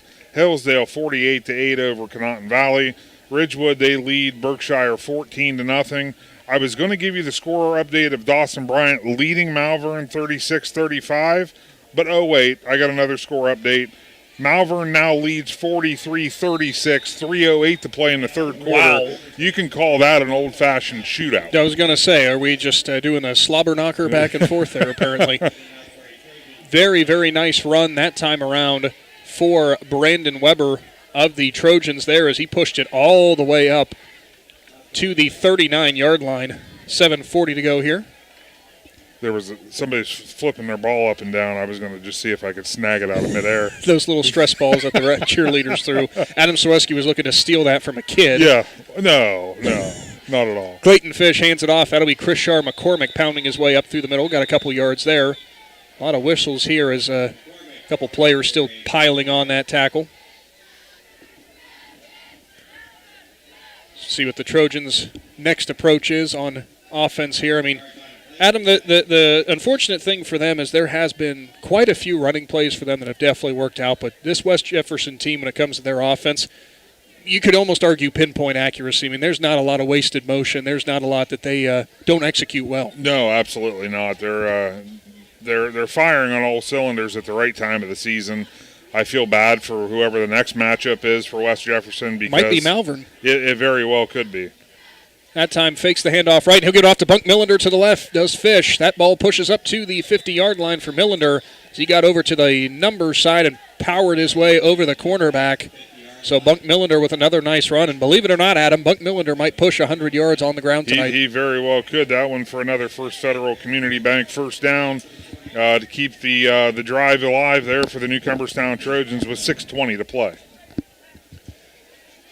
So as we mentioned before, tough for the Newcomerstown Trojans is ultimately going to walk away with a loss on this one. But as they say, only one team doesn't end the year on a loss. Great effort for the Trojans all year long. Fish hands it off. Weber up the middle. He's got a huge hole, and he's still barreling through down to the 35-yard line. The senior, Brandon Weber, special for him getting really what's going to be his last few carries here at home. And Brandon's one of those players that we talked a lot about for the past 4 years. Good kid. We did the coaches show down from Old Town Tavern with the Trojans, and Brandon was one of the players that was down there. Great kid. You can tell he just loves every minute of these, of his football career. He's just loved every minute of it and truly enjoyed it, and it's great for him to go out an IVC champion. Well, I tell you what, for Weber, every time that we've had the partnership with Bueller's and Tuscarawas Dairy Farmers and we gave out chocolate milk, he was the most pumped one about the fact that he was getting chocolate milk. Fish hands it off. Weber again. He goes right behind his lead blocker, and he'll go forward for about 3, maybe 4 yards. Another good run for him, and I'm sure that might be a little nod to his senior from head coach Dirk Gadd. They keep turning around and handing it off to Weber, let him finish out his career with some nice carries. Yeah, absolutely. That's, a nice move there by Coach Gadd. Kind of let obviously the reality is going to sink in here in about 5 minutes. And, it's always tough. There's a lot of emotion. It's always difficult, a difficult time for these players. They put so much time and effort into a football season, let alone four of them. 2nd and 6 from the 31. That handoff going to Millender, who will push forward and again somehow finds his way to go ahead and gain 3 yards despite getting hit right at the line of scrimmage. Yeah. I don't know how he does it every time. We're going to have to start calling him magician or something like that. And that's truly what he is. He is a magician. So that'll make it 3rd and short. Maybe we'll say 4. They'll say 3. From the 28-yard line. Newcomerstown obviously playing for pride here. 4 1/4 to go in the 4th quarter. So step up to the line again. It's McCormick, Millender, and Weber in the backfield, of course. Fish lines up, looks over the defense, snaps it, and hands it off on the inside. And that's McCormick who will power forward, and I do believe he'll pick up another First Federal Community Bank first down as they near the Jeff Wallach LLC red zone. Now, I'll tell you what, Nick, there's, one thing I'm noticing is it's a cold night. Obviously, if you're just sitting, it's chilly. But one thing I will say, the Newcomerstown faithful, there's not many. There's been some that have left, but I'll tell you what, for the most part, they're all still here. They want to watch, this season to the conclusion. Sure enough, Hill will go again from the 24-yard line this time, 1st and 10. That wishbone offense again. Fish hands it off. Millender off the left side. He'll go through past his guard and dive forward up to the 15. Somehow.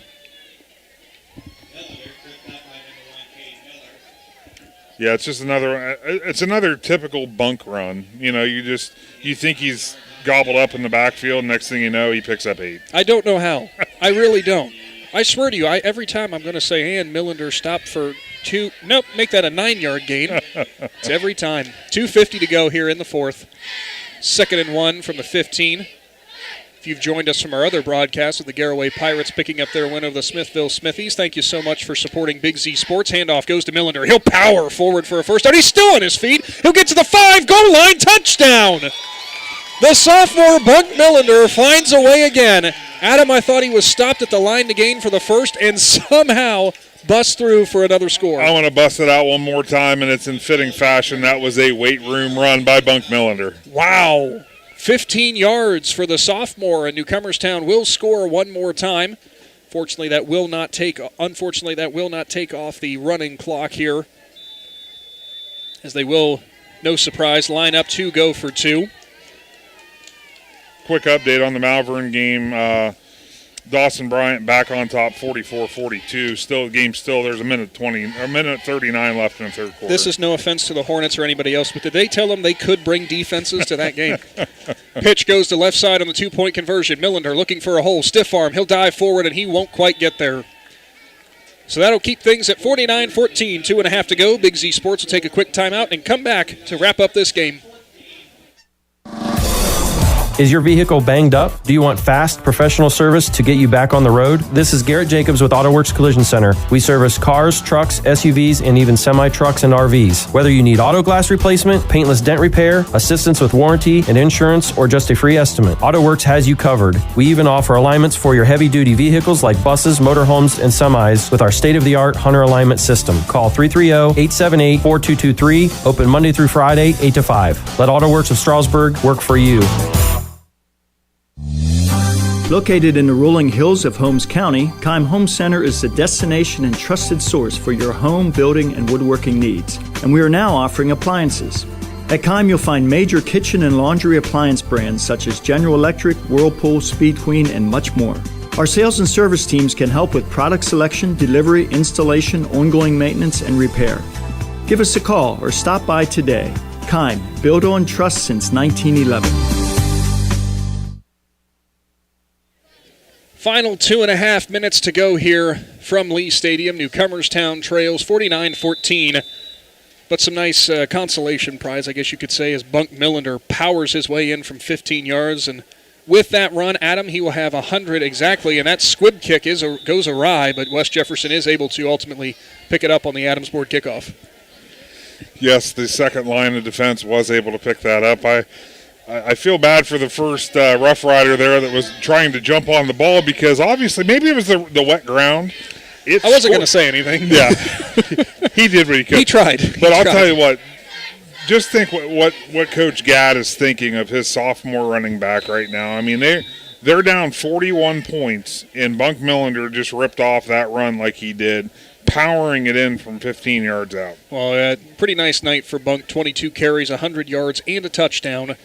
Obviously, some defensive issues here for the Trojans, which actually I'm looking throughout the field, and it looks like we do have the second-team defense in and second-team offense in for both these teams. Yeah, good for them. This is an experience for all of them.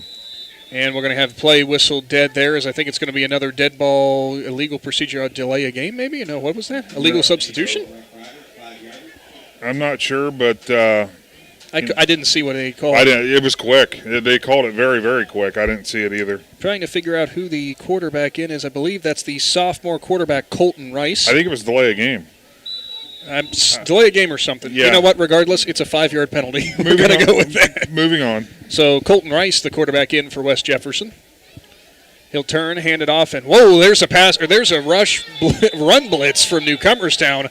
I don't know who got in the backfield, but wow. Well, you got to, like you said, Nick, the second teamers are in on offense and defense. They're ready to play.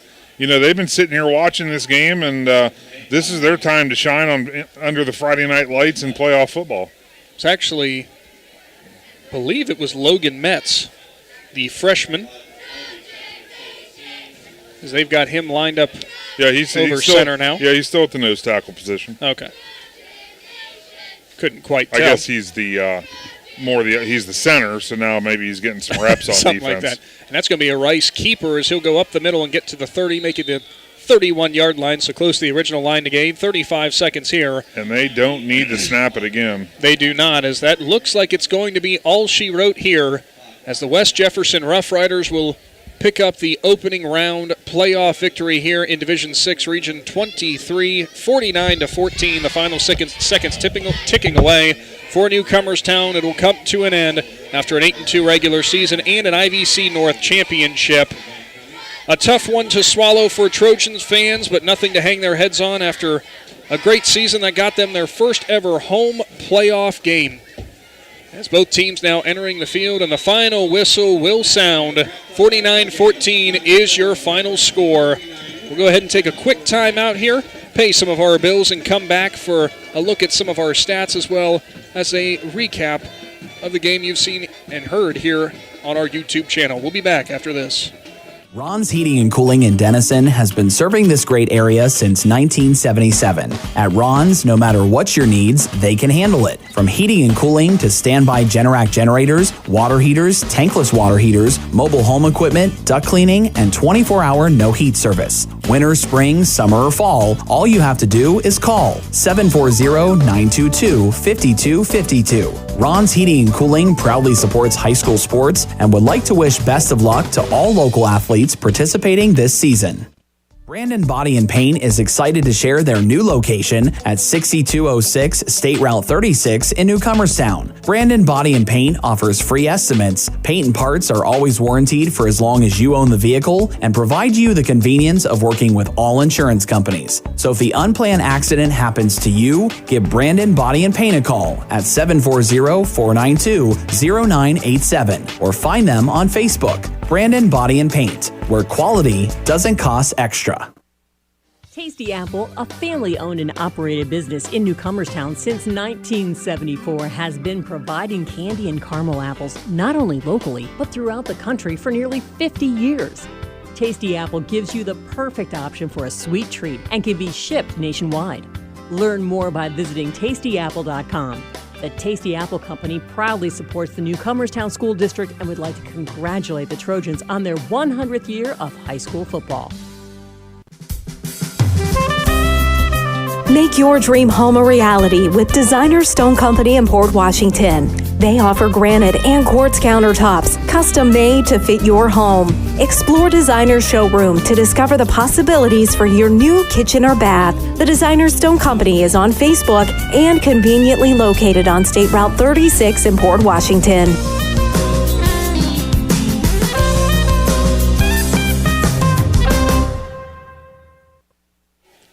Welcome back for one final time from Lee Stadium in 2022. Nick McWilliams, Adam Ciereszewski here as the Newcomerstown Trojans fall in round one of the high school football playoffs, 49-14 to the West Jefferson Rough Riders. And Adam, it's a tough pill to swallow for Trojans fans, of course, coming in, hosting their first ever home playoff game. Had high hopes, but they ran into a team that, has a 13 seed and a 4-6 record. We said in pregame, don't let that fool you. No, absolutely not. And they were, once we, they got out on the field, the first couple of drives, I think it was very easy to tell that this team was far from a 13 seed as you could get, and they showed it every minute of the game. I mean, they just, the offensive line, they were able to open up holes that any of us could have ran through.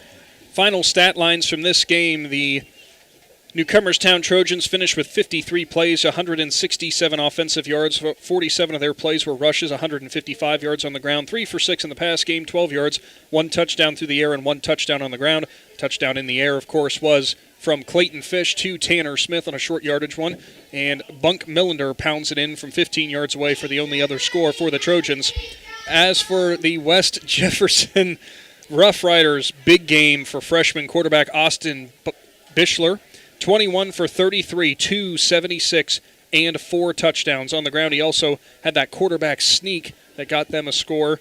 And Tanner Salyer, the senior for the Rough Riders, finished with 7 carries, 45 yards, and a score. Mason Book, some big numbers, Adam. Yeah, absolutely. 5 catches, 98 yards, and a touchdown, averaging 19.6 per catch, which is phenomenal, especially in a playoff game. Tanner Salyer, 7 catches, 84 yards. Luke Taylor had 2 catches, 34 yards. Spencer George, three catches, 28 yards. Owen Warner, 2 catches, 21 yards, and a touchdown.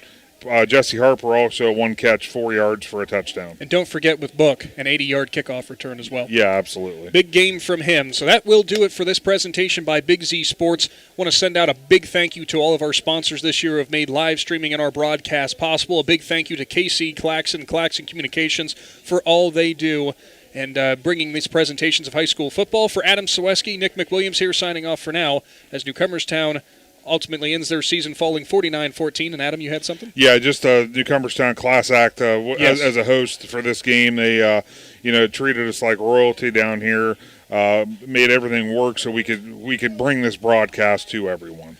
Absolutely, Adam. Thank you for adding that in there. And, of course, if you're looking to find out some more of the scores from your favorite area high school football teams, tune your radio dial over to 99.9 FM. Chris Kale back in the Hartzler's Quality Housing Studio with Roger Metzger. They'll be giving you updates on all of our area action tonight. So long for now, and Big Z Sports will be back at a high school near you soon. Thanks for listening to Big Z Sports. Today's game was presented by Tuscarawas Insurance Agency, DAC Vitamins and Minerals, TMK Valley Propane, Altman Hospital, Battle Motors, Parkway Chrysler Dodge Jeep Ram, First National Bank of Denison, Hartzler's Quality Housing, Wood Electric, Parkway Quick Lane, and Keim Home Center. Follow Big Z Sports on Facebook, on Twitter @Big_Z Sports, and on Instagram. Thank you for listening to Big Z Sports on 99.9 WTUZ, Z Country.